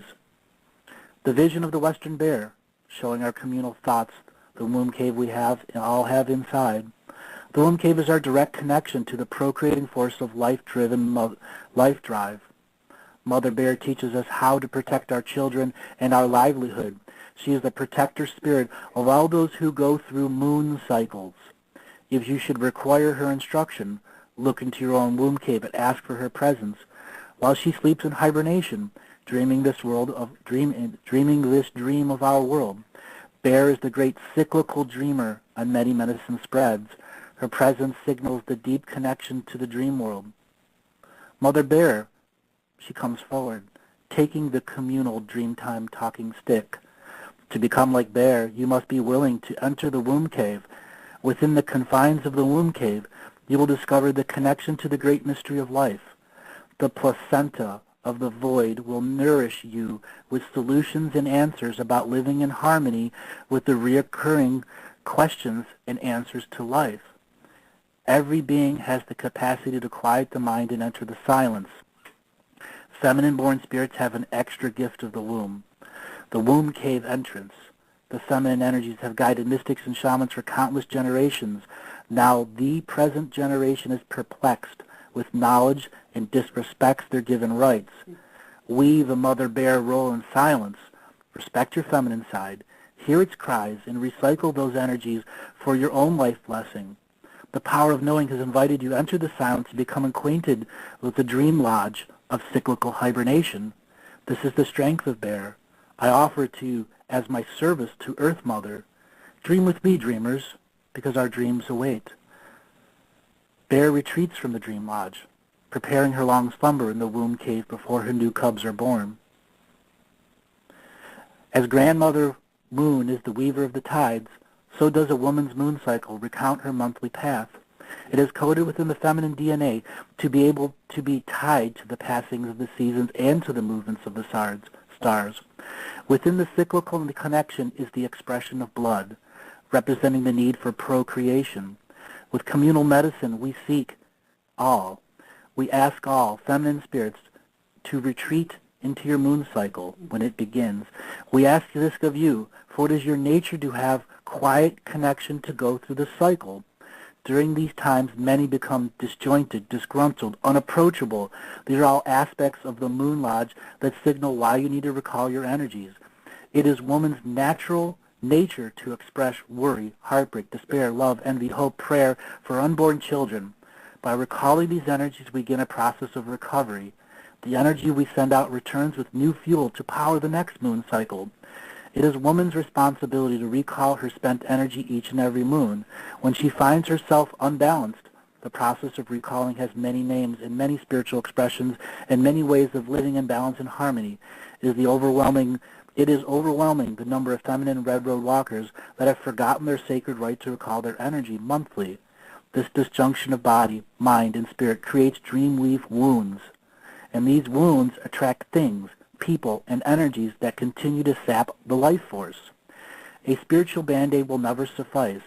If your child was crying and in pain, you would respond. If your loved husband was dying, you'd be at his side. If a brother or sister was hurting, you'd respond. Yet, when your body hurts every month, you ignore it. When your body sends messages monthly, you forget. We, the communal source of Earth... Sorry, hold on a second, I lost my place. We, the communal source of Earth Mother, ask all feminine minds to relearn the responsibility of the Moon Lodge. It is your given right to recall the expressed energies of the mind and the body. When you are loving too much, your soul hurts. It's time to stop. When you've burnt the candle at both ends and have no light left for ourselves, you can carry your own future in a spiritual cradle board. The cradle board holds the future generations of children and red road relations yet to come. By owning the responsibility of procreation, we learn to accept our responsibility of a life in balance. The vision grows as I learn and relearn the message. My understanding is childlike, so I decide, who are the white webs? Who are the visions? And this is when we understand faith is our direct link to the universal wisdom. Faith reminds us that we know more than we have heard, read, or studied. Faith reminds us we only have to look and listen and trust the love and wisdom of the universal spirit working through all of us. Faith does not require belief in a religion, only by learning to trust the love and intelligence working through you in all creation. The newfound trust will transform your perception and experience. You will find lessons and opportunities in every challenge. No matter what we feel or know, no matter what our potential gifts or talents are, only action brings them to life. Many of us understand concepts such as commitment, courage, and love, but we truly know only what we can do. Doing leads to understanding, and action turns knowledge into wisdom. Action teaches us to overcome both inertia and impatience by acting on our courage, clear intentions, and commitment. Each and every action or inaction contains the seeds of its opposite. There is the time for action and the time of the action of inaction. So that is to women. It is your choice to do what you do with your menstrual cycle, whether you're in the three-dimensional world or the spiritual world. But it's about reconnecting and recalling your energy at every level, not just the spiritual level, not just the human level, but at your past, present, and future level, because that is your expression this life, to be procreating forces of life. Did I lose you? Actually, yes, I'm talking away. I had my eyes closed and I was listening to that piece. Very nice piece. And what I was trying to say, had I not been muted, was that's the sort of thought that needs to be put out, by schooling, through the schools, through, from mothers to daughters. That was a really. It just shows you how strongly the feminine energy is woven into everything about us, right, and the degree to which it's been ignored. And what did you feel about that piece, Nickie? Sorry, I was on mute. You too. Yes. Yeah, that's the sort of thought that really should be out there, because the female aspect is woven into absolutely everything about us. Well, in this society, when it comes to ceremonies, sacred ceremony have been taken away from us due to science and practicality, and because of that, we've lost that tradition of embracing the feminine, sacred, action, thought, thinking, process, especially the word processing, and embracing. And within ourselves. And so, that's why having and being around Native American Indians or tribal communities, they still practice those things. So as a female in those tribal communities, smaller community, definitely that is something that as a woman, they have more equal base with a man. Or just say men in general within their community in that context. And so, but in this society, it's completely, it's outrun by patriotic society. Yeah, the whole idea, particularly with women being put into the workforce, it's really taken away the opportunity to really contemplate. Even just going into contemplation during that period and having quiet time would make a huge difference, but no, they have to go off to work.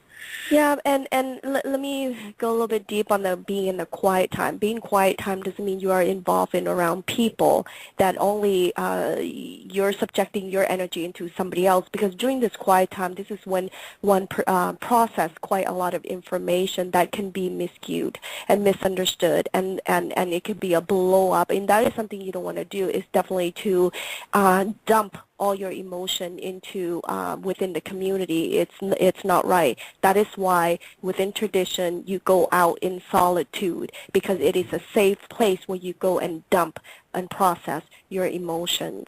I wanted to make that clear, because otherwise people will go around dumping emotion on each other. Yeah, and there's a difference between dumping it on somebody else or they subjecting themselves into your energy field. There's a difference, because everyone is entitled to have negative thoughts and positive thoughts, because that is in human brain polarity functioning and program. But it's when you can contain yourself, it's different than somebody else subjecting their energy into your field, or you subjecting your emotion and negativity into somebody else's. There's a difference. And you only have to look at the degree to which the subject of the clash between male and female, while that part of the female cycle is going on, it gets a lot of airplay in media. Okay, just as it becomes part of the theme of the male-female relationship, and it needn't be that way. It's just that we don't actually deal with it properly, and in fact. And you're right. Talk about not dealing properly, Chris, and that's true. That's why, like I said, go into isolation. That is the proper, safe way to process. A lot of times the drama that you see on television that's played out, in the daily drama, right, soap opera, it's all like, that is like injection of massive hormone on a daily basis, because everybody is so dramatic on television. That's why it's called the soap opera. Yes. Yes, indeed. In fact, one of the aspects of what Andrew just read out is it needs to be heard as much by the males as the females, because they both need their own understandings of what's actually going on here.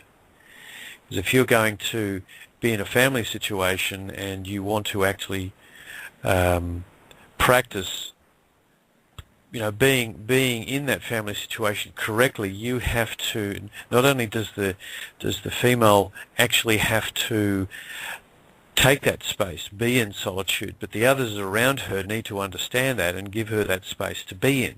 Exactly. So it giving her that space. Yeah, she's not just taking the space, that it's just part of what the family does. Or subjecting their energy into their space. Yeah, it's just part of the process for the family. It's not just about the female. So many, many lessons to be learned here. And that also has to be taught to the new generation that's coming out. There has to be bring back of the ceremony to embrace the sacred feminine process in her moon cycle. That has to be brought back, because we have no tradition for that. So every time a woman goes into cycle, it's like, yeah, whatever, she's on PMS. That's the acknowledgement. That's That's all the acknowledgement a woman gets nowadays. Oh, she's That's why women PMS. that's why women have to come together as sisters to form ceremonies, and then individuals can go off and do their own part of the ceremonies after the sisterhood ceremony. That's just as vital the teaching that the 13 grandmothers are saying. The healing process will inevitably make you look at your menstrual cycle as a spiritual monthly expression of feminine need. You must connect to yourself during these cycles, find ways to achieve meditative states during these times. For the divine feminine energy is working with you as a blood of life. It is expressed and evolved cyclically. It's your duty to learn meditative imagery that helps you define your womb cave as clean, clear, and well taken care of. Creative meditative dialogue with your womb cave to prepare you for the time of nurturing yourself or newborn spirits. You have to leave room for all things in the cave, in that womb cave, because if you limit it, you are limiting your feminine expression. So returning to the ceremonies, the sisters coming together to create a ceremony that they all respect, because it's created by sister energy, not by men. They're saying that you're going to take this or do this. The sisters created it. And from that framework, individuals who are sisters go off and do what they need to do to clear the energy each month. I guess in smaller communities in the past, the women would probably tend to have a very similar menstrual cycle. Would that be the case? Correct. And the children who were just at the right age, and the men would stop their hunting or gathering or whatever it was they were doing and take over for 2 days. Mm-hmm. Yeah, well, you can kind of see there's an aspect of women gathering and the term secret women's business comes to mind. It's a very male term, a description of the fact that women have a natural urge to get together. I guess that's one of the things that's left over from what we're talking about here, which is the community participating in the cycle, not just the woman. It's always a community participant. That's why when it comes to boundaries, respecting integrity of each one, the differences is highly vital. Yeah. That's why when the woman's going through their cycle, as a man, to respect woman's boundary, they stop hunting and they take over the woman's job to do her job for the survival of the community. That is respecting her integrity and their integrity as a community and individual needs. When you look at the industrialization of the entire Western civilization, you can understand how that was so deeply disrupted by the movement of men out of the day-to-day lives to go off to work in factories, etc. Yeah, and the feminine movement, initially it came off very strong, standing up for women's rights, but then it got detracted and hijacked and contaminated. So the women's rights was supposed to stand up for, the woman's individuality and the feminine energy force. But like I said, that's been contaminated. It put the woman into the workforce, which is the bad part of it. In a way, it's good and bad. It's not all bad, okay? The good part is, you know what? A lot of times when a woman having to go through the process, she also needs to consume herself, keeping herself busy. She needs to have that moment too, rather than sit around do nothing, because that will drive a person crazy. Okay, and then she'll start creating all this nonsense in her head, fabricating things, because that's what the mind does, by understanding the mind, the nature of the mind. So it is helpful to have her keeping her busy, yes, giving a job. But the problem with the job is the job nowadays is so, not just nowadays, but it has always been like that, where it caused such a high demand for her to, in anyone, just to exist. And as a woman, as you know, they're not as equally paid as the men. It is well documented even as a professor. More men doing the same job, same position, are much more highly paid than women. There's definitely a discrimination, yes. And women having for a long time. With that, they have to work 10 times extra hard, and then it causes the woman to convert themselves and give away their feminine energy being to be men. So what they did, they convert all their hormones, their being, to become adapted more into mentality, characteristic, energetically as well. So they give up their femininehood. Yeah. Andrew, you were putting forth something? I'm saying that's been done for a very, very long time. And we're at this stage, we all know it, and the prose of Nickie's words hits home. Now, what do we do to change those concepts? Step one is women, get in touch with your menstrual cycle.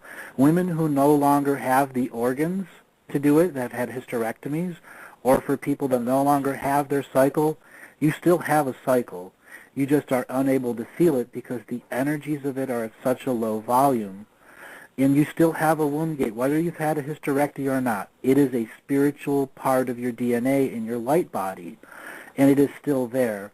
And you can reconnect to it. And those that have had their cycle stop for whatever reason, you can restart it because you have had many years of it before and know exactly what it is, the expression.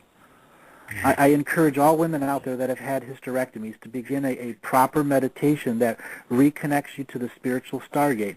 Men do not have it, and that's why they're always seeking it. Men have to seek externally. Women have it internally. You have this great and wonderful gift. No matter if you've been butchered or not, you can get over that and get back into the connection to the 13 grandmothers and to the dreaming mind of Earth, who is looking for sacred feminine women to be nurturers, to be healers, to be lovers. And not in a sexual way, but to love, to show love on all angles, an omnidirectional presence. You know, not to say that this, for some woman who has been sexually raped or had hysterectomy or any of their sexual organs, their womb cave have been removed in some shape or form. To give you an idea what it means is that there has been many studies done where people who have had diabetes and they had gangrene on their foot or their legs have been chopped off during the war, they still feel like they still have that part of the foot or the leg. It's called phantom, phantom pain. They still feel the pain, okay, even though they don't have the leg anymore. It's not injured anymore, okay? So it's kind of like that when you are missing that part of you in the woman's sexual organs, her womb cage. Okay, so you're still going to feel it on the etheric level. On top of that, all the cellular body and the connection is still programmed and exists in holistically inside your brain. It's programmed in your brain system. It's like saying you got a computer, okay, and there's all these wires connect to it. And when the wire, let's say you connect to your cell phone or your microphone, is being pulled out, but it still exists. That connection is still exists. Okay, so I give you two analogies of how that would look like, okay, from a technical point of view and also the human aspect point of view. So yes, you can still connect with the energetic level. And mind you, as a human being, 3D density that we are, we're still light being. We're still light being. So we're just dense. That's all we are. We're just dense. Okay? So yes, connect. It is possible. Yeah, well, the phantom limb syndrome that you're speaking of, that's been documented for a really long time, and look, it makes perfect sense that it would apply internally as well as externally, because as Andrew said, it's written into our DNA and it's there, and I suspect that if women examined their mood carefully, they would find that that they could tell when that part of the cycle was upon them, even if it was only subtle, and they can, you know, if they use the right meditative processes at that time, they can, you know, give homage to it and still have it as part of their lives. Yeah, when a woman goes through her cycle before she mends, you know, the intensity of the energy, it's like, think of it like a boiling pot of hot water. Everything is mixed. Okay, all the molecules, the atoms are mixing and hitting, okay, each other at a high rate, speed, and a volume, okay?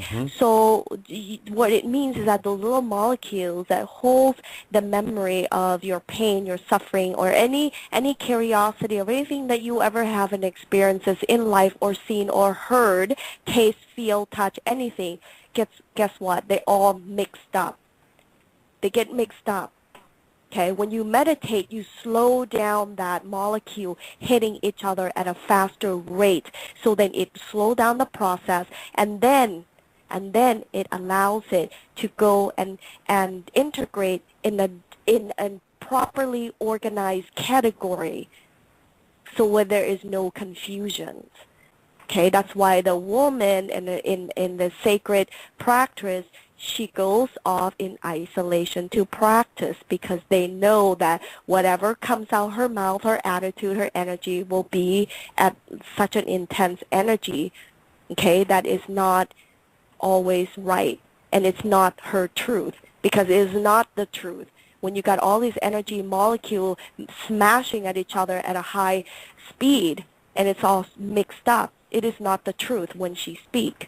You see what I mean? Yeah, there's a lot of the emotional intensity of that part of the cycle is it leads to all sorts of aberrations of exchanges between women and the people around them. And it just speaks towards the process that both of you have been talking about, where the woman actually withdraws and simply regroups, re-energizes, and then springs forth again. Right. And that would make it far more tolerable and practical for everybody. But try building that into an employment agreement. Yeah. Yeah, they don't give a woman to the space and honor her to allow her to process all those information. So, and if anything, they subject more masculine energy into her field, in which she has to adapt to. And for her to, in her 3D reality as survival, right? Pay the bill, pay debt, pay whatever, food, roof over the head, whatever, all that responsibility. So they subject that as part of the fear into their existence. Andrew, the closing down of the menstrual cycle, what we're calling menopause, in past times, did that even happen to women as they aged? No.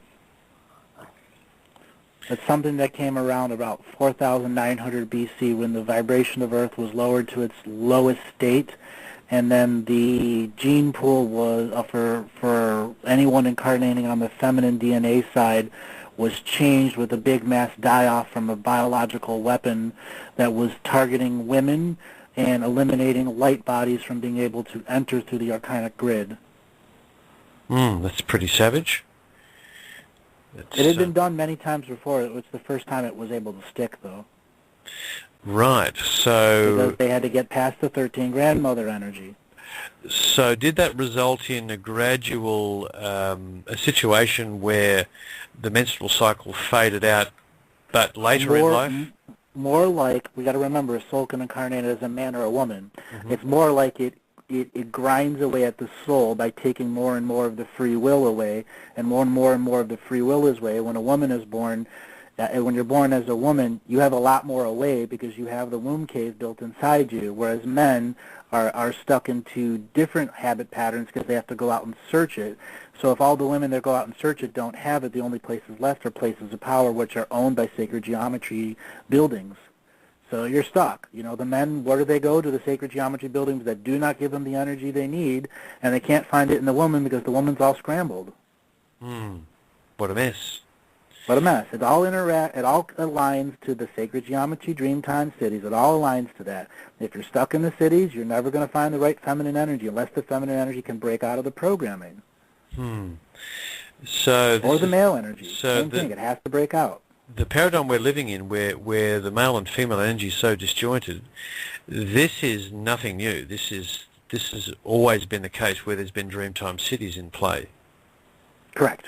Okay, and it's a matter if they are real Dreamtime societies or if they are sacred geometry Dreamtime societies that have people trapped in the reincarnation cycle.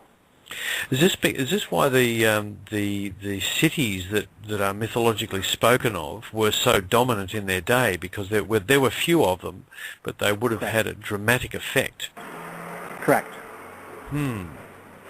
Okay, so in those times when the women's cycle started to fade, was it fading later in life than it is now? It didn't fade. A woman could give birth at all. Remember, we were still experiential beings, and time was counted different then. 4,800 years ago, you didn't count time the way they do now. The social agreement was really different. So, you look at the historical record that paleontology says that, women were 18, had 2 kids, and died by 30. Well, that's false. Mm-hmm. Okay, that's just what you see in that record of survival. But all those other beings who did survive, and instead of their bodies turning in their bodies, because their culture allowed their bodies to turn to energy, because it was still part of the reality then, you could give birth as long as you could find love. Mm-hmm. Mm-hmm. So inevitably. So there was no limitation to the amount of time you had in your life to give birth? Correct. No, it's about opening your heart chakra, tapping into that quantum energy field, that infinite field, that all things are possible. That it's not the easiest thing to tap into. Once you tap into, some can lose it, so you have to sustain it. That's why I create my technology, to get there and to get there fast and to be able to sustain it. So then we can actually be more awakened and sustain our higher frequency to achieve more in this lifetime, considering this is a special timing where, we have all these biochem. What else do we have, with the Syria, with the bird flu? I got to interrupt that. I've got another call that I absolutely have to make. So it's been a pleasure. I'll pop back out on Skype and do a post show with you guys in a little bit, but I got to run. No problem, Andrew. LA calls. That's right. LA calls. That's right. Take it easy, guys. Okay, cheers. Thanks for joining us. Yeah, so that piece that Andrew read out, Nickie, that was a really thoughtful piece. I'm going to go back and listen to that again. I know some folks in the chat room saying they were going to listen to that again too. Yeah, it's intense amount of information, and it's not just about connecting to Mother Earth and her wound and her heart. It's also has to do with the rotations of the moon cycle as well, because the moon, it actually changed and altered the energy field on the Earth. Mm-hmm. Okay, people don't just say the moon cycle for no reason, because the energy, as we are energy, the energy, like I said, anytime you are close to your menstrual cycle, because that is more energy pushed into your matrix, your womb cycle, your womb matrix, your womb cave, and it activates it. So it allows you to, hello, open up your stargate, hello. And in order to open that, it takes a large amount of energy. That's why the woman gets so intense, because she is overflooding with energy, because it takes energy to open up the stargate. Nickie, can you see at time? I mean, there's an awful lot of people on this planet. There's huge, 7 billion people, and I think there have been civilizations that have had past, but in the past have had a lot more. But at the moment we've got 7 billion. Now, given that the moon cycle affects everybody, is it possible that pretty much every woman on the planet would actually go through her menstrual cycle at the same time? In unity consciousness, okay, which is very far reach, yes, that is the ultimate unity consciousness at that level. But unfortunately it's not, because we have been deterred by so many programming.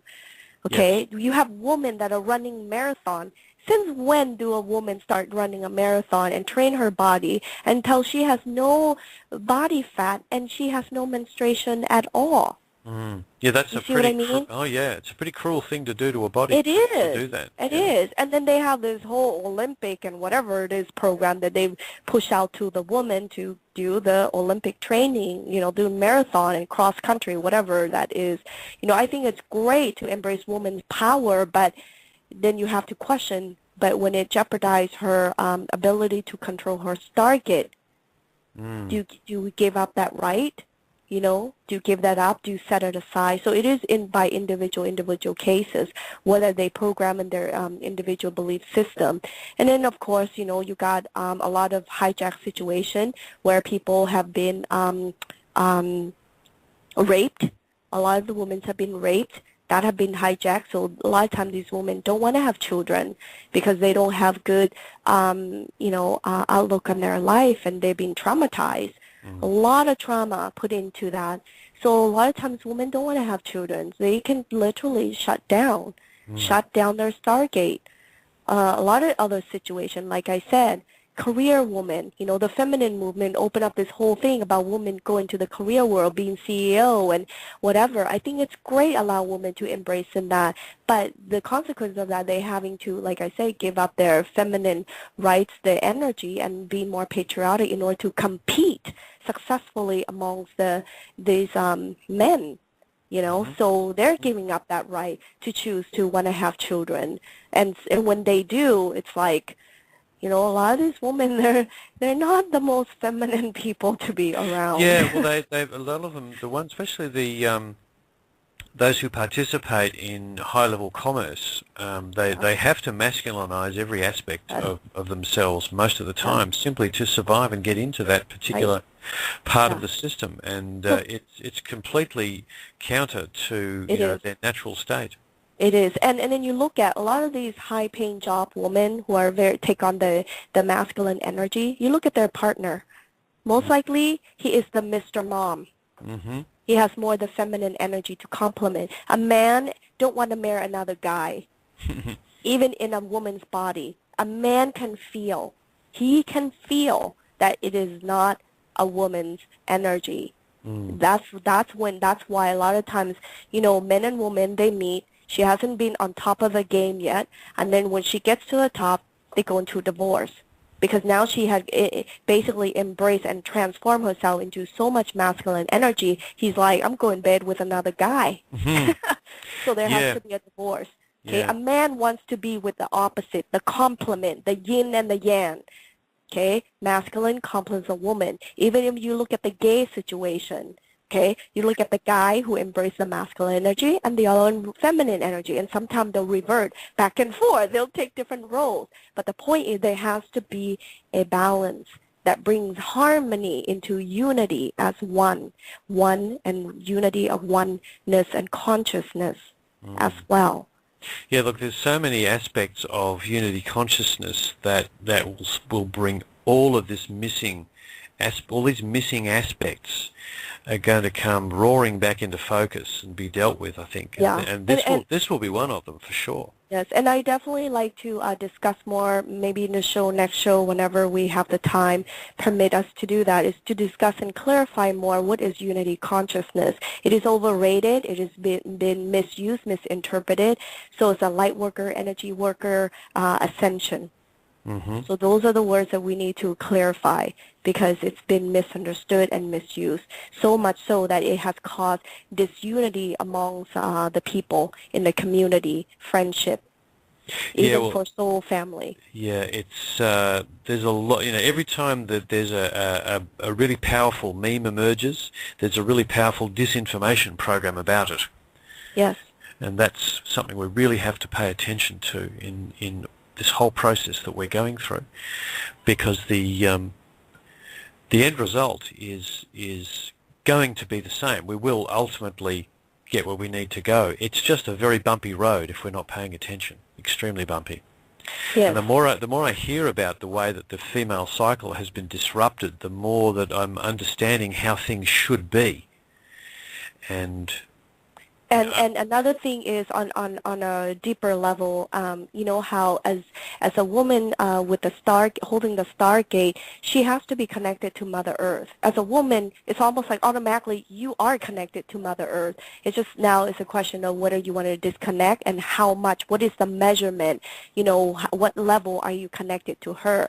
And those who are connected, okay, can feel a lot of what is going on with her and how she's thinking and all her chakras. Because I've done a lot of healing with Mother Earth where I literally go inside Mother Earth, work on her crystal grid, okay? And but here's the thing, okay? It's also being hijacked. The Chinese and I believe the Americans have already gone inside Mother Earth. They have found the hollow earth. They have already gone inside. So now they are trying to control Mother Earth at that level.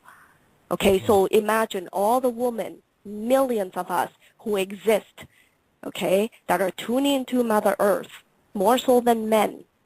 What is the consequences of that as it is being controlled now in the heart of Mother Earth? That's not good news, actually. That is not good news that they're fiddling around at that level. They really need to not be doing that. No, but you can understand but they already why. found a way. They already found a way to go inside. Mm. Yeah, it's all over the Taiwanese news. In Taiwan, a lot of information like this, when it comes to spiritual metaphysic information, it's abundance. It's Really? rampant. Really? Yes, it's not censored. If anything, they promote it. Mm. Okay, so But just in Taiwan or elsewhere in China? mainly in Taiwan, but not in China. China is still more, what do you want to call? The red. Controlled. It's controlled. It's heavily controlled, sure. It's still heavily controlled. Yeah. Whereas Taiwan, that's why Taiwan, when you talk to Taiwanese, they don't consider themselves as Chinese. Mm. Because they're not. They're very metaphysic people in Taiwan.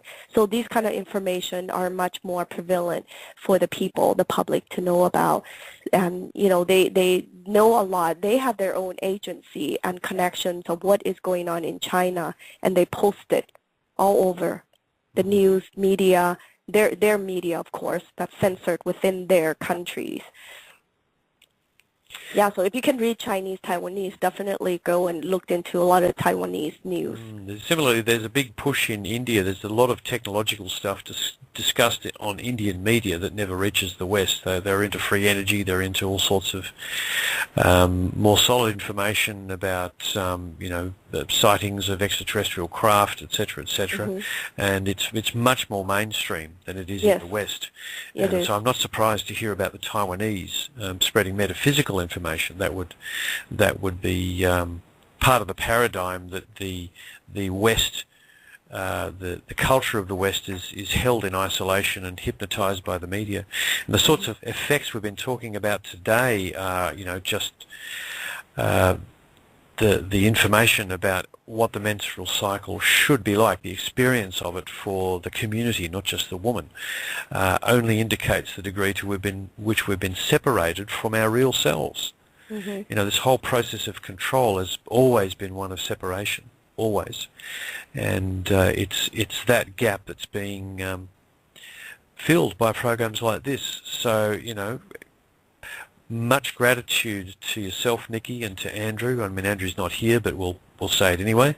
Much gratitude to the both of you from all of us out here who are receiving this information and processing it and reflecting on, the degree to which we're not what we should be, what we could be. So it is up to individual, Chris. It's all about free choice, free will.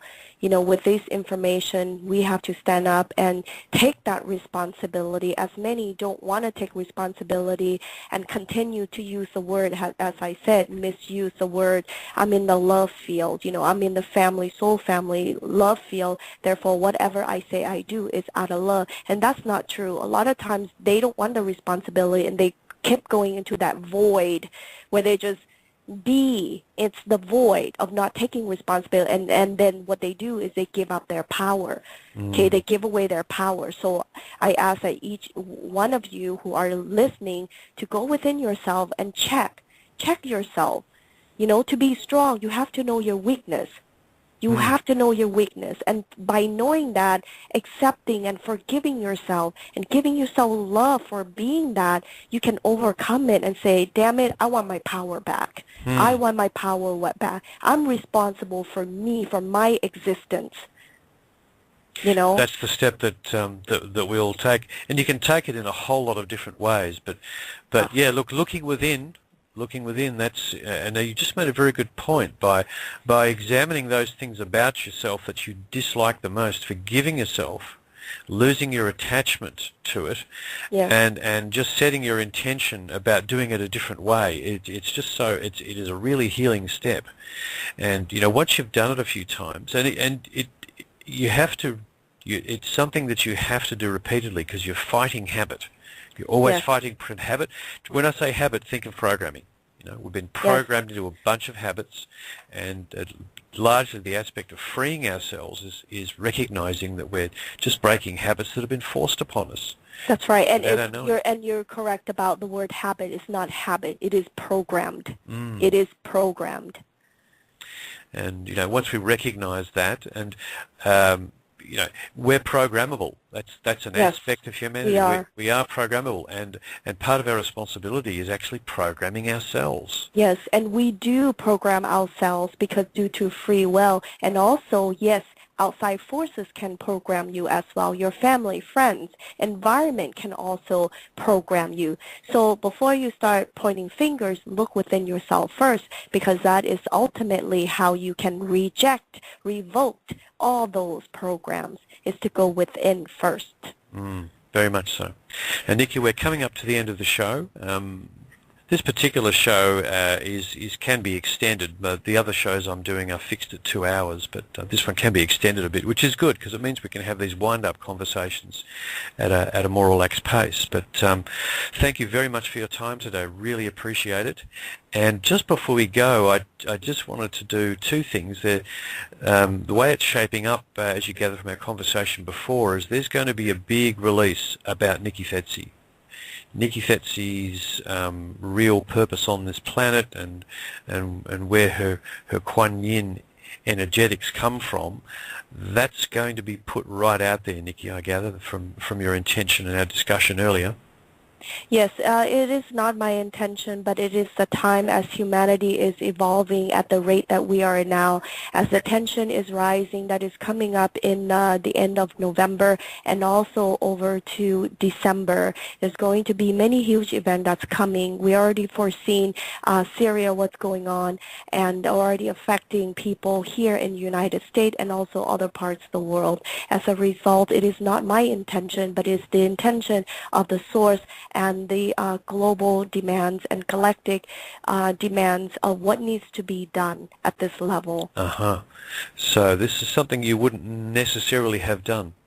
I personally do not care what I am, who I am, and what I do. I'm just here to be and exist, to be able to love, to be loved, to enjoy life, and to live within peace within myself and within the environment that I'm in.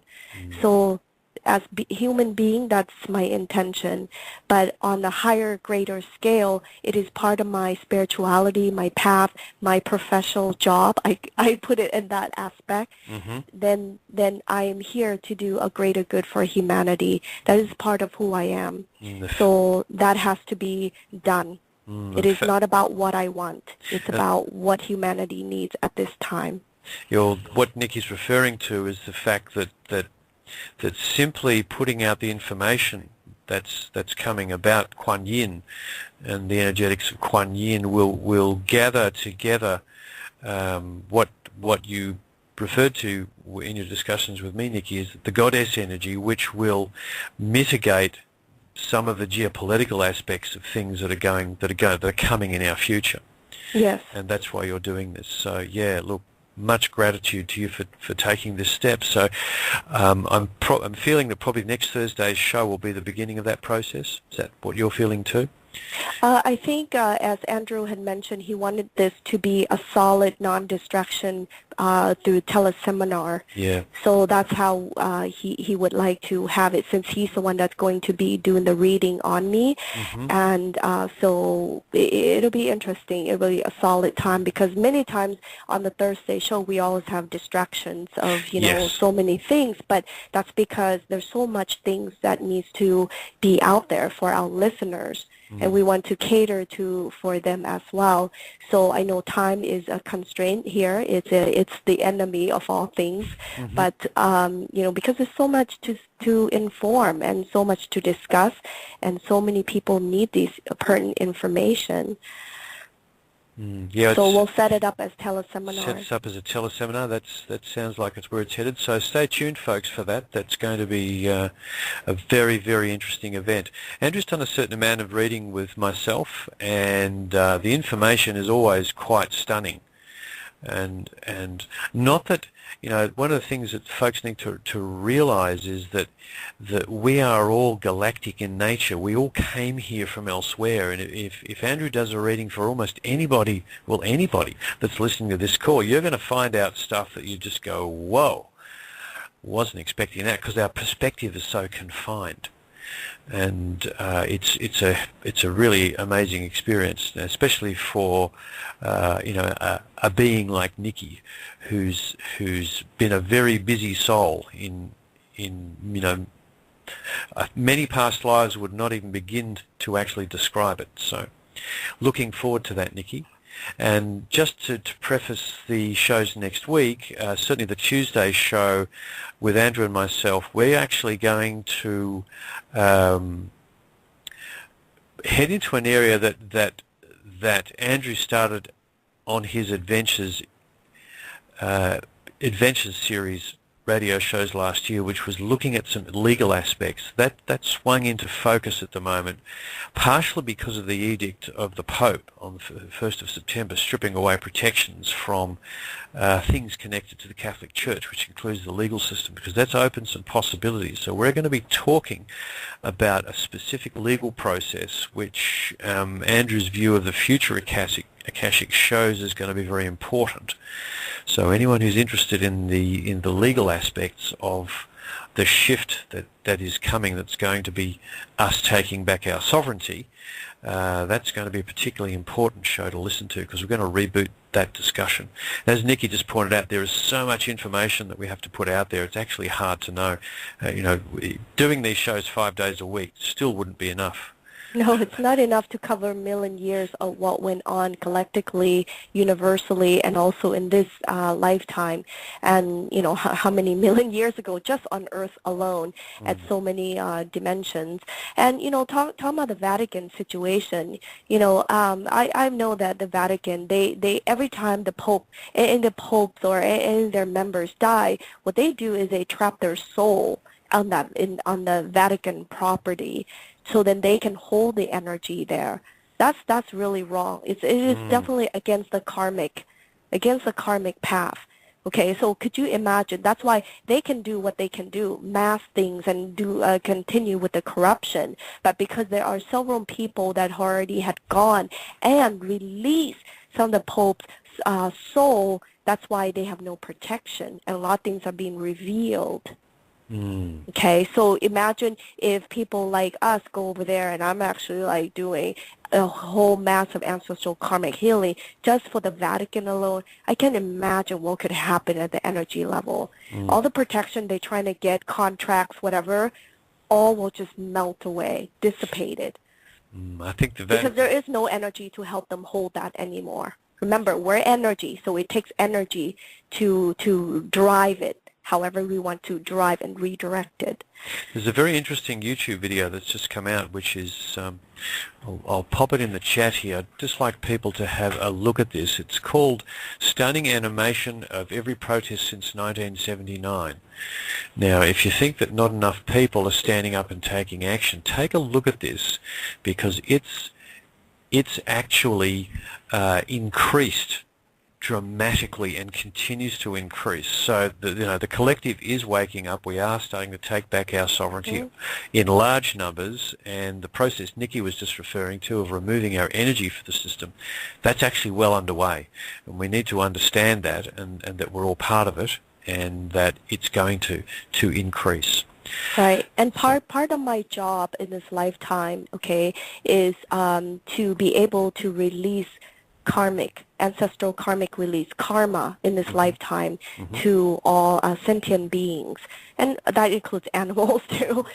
So, and also the certain planets, land. Okay, so there's not much restriction there, and that's part of the ascension process, is to release a lot of that old old energy holding you back. And then what it does, it goes and unlocks that key, unlocks that storage of all the junk that's been placed.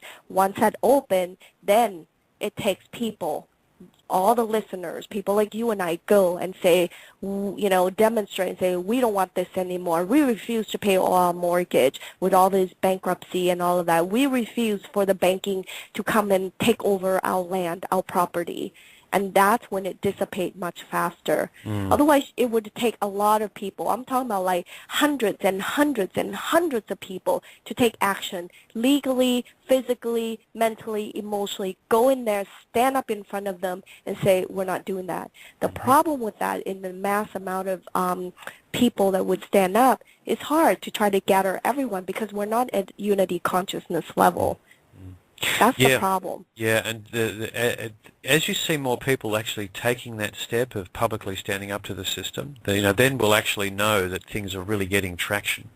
Yeah, and not just publicly, but okay, let me define publicly. Publicly meaning you can go in front of the building with your words, your sign and all of that. You can send mails and whatever, poster and all that. That's being public. But you can also go out there in public in your own space. That if you know what, you're going to go to the corner and you're going to subject the cones, redirect the energy, filter it out. Okay, you're actually literally doing the work in public, but you're not out there face to face. Okay, that's called confrontation. You don't need to confront them. You can be in public and do the work. Anytime you are outside of your home space, you are out in public doing work. Yes, so there's different levels. If you're aware of it, it will increase that. For sure. And if you're consciously doing it, people commuting to and from work, just walking the streets of the city, could be negating the energetic effects of the city itself if they were aware that they could do it, that it could be done. Yeah. And that's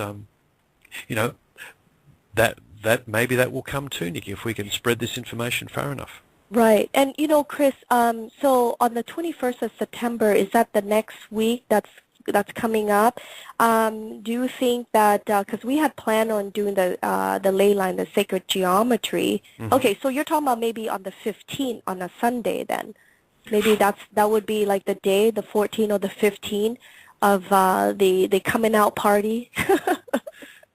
For yourself, look, yes. That's probably the reason we need to jump on Skype after this conversation and work that out with Andrew, because that's only just come up in the last 24 hours. So the planning because is it has to be done ASAP right now, because he is also going through the momentum of getting more busy, where he's not going to even have the time. So I'm just going to leave it up to him of how he wants to make this happen, because coming in terms and say to myself, okay, Nickie, you got to surrender and letting go of who you are.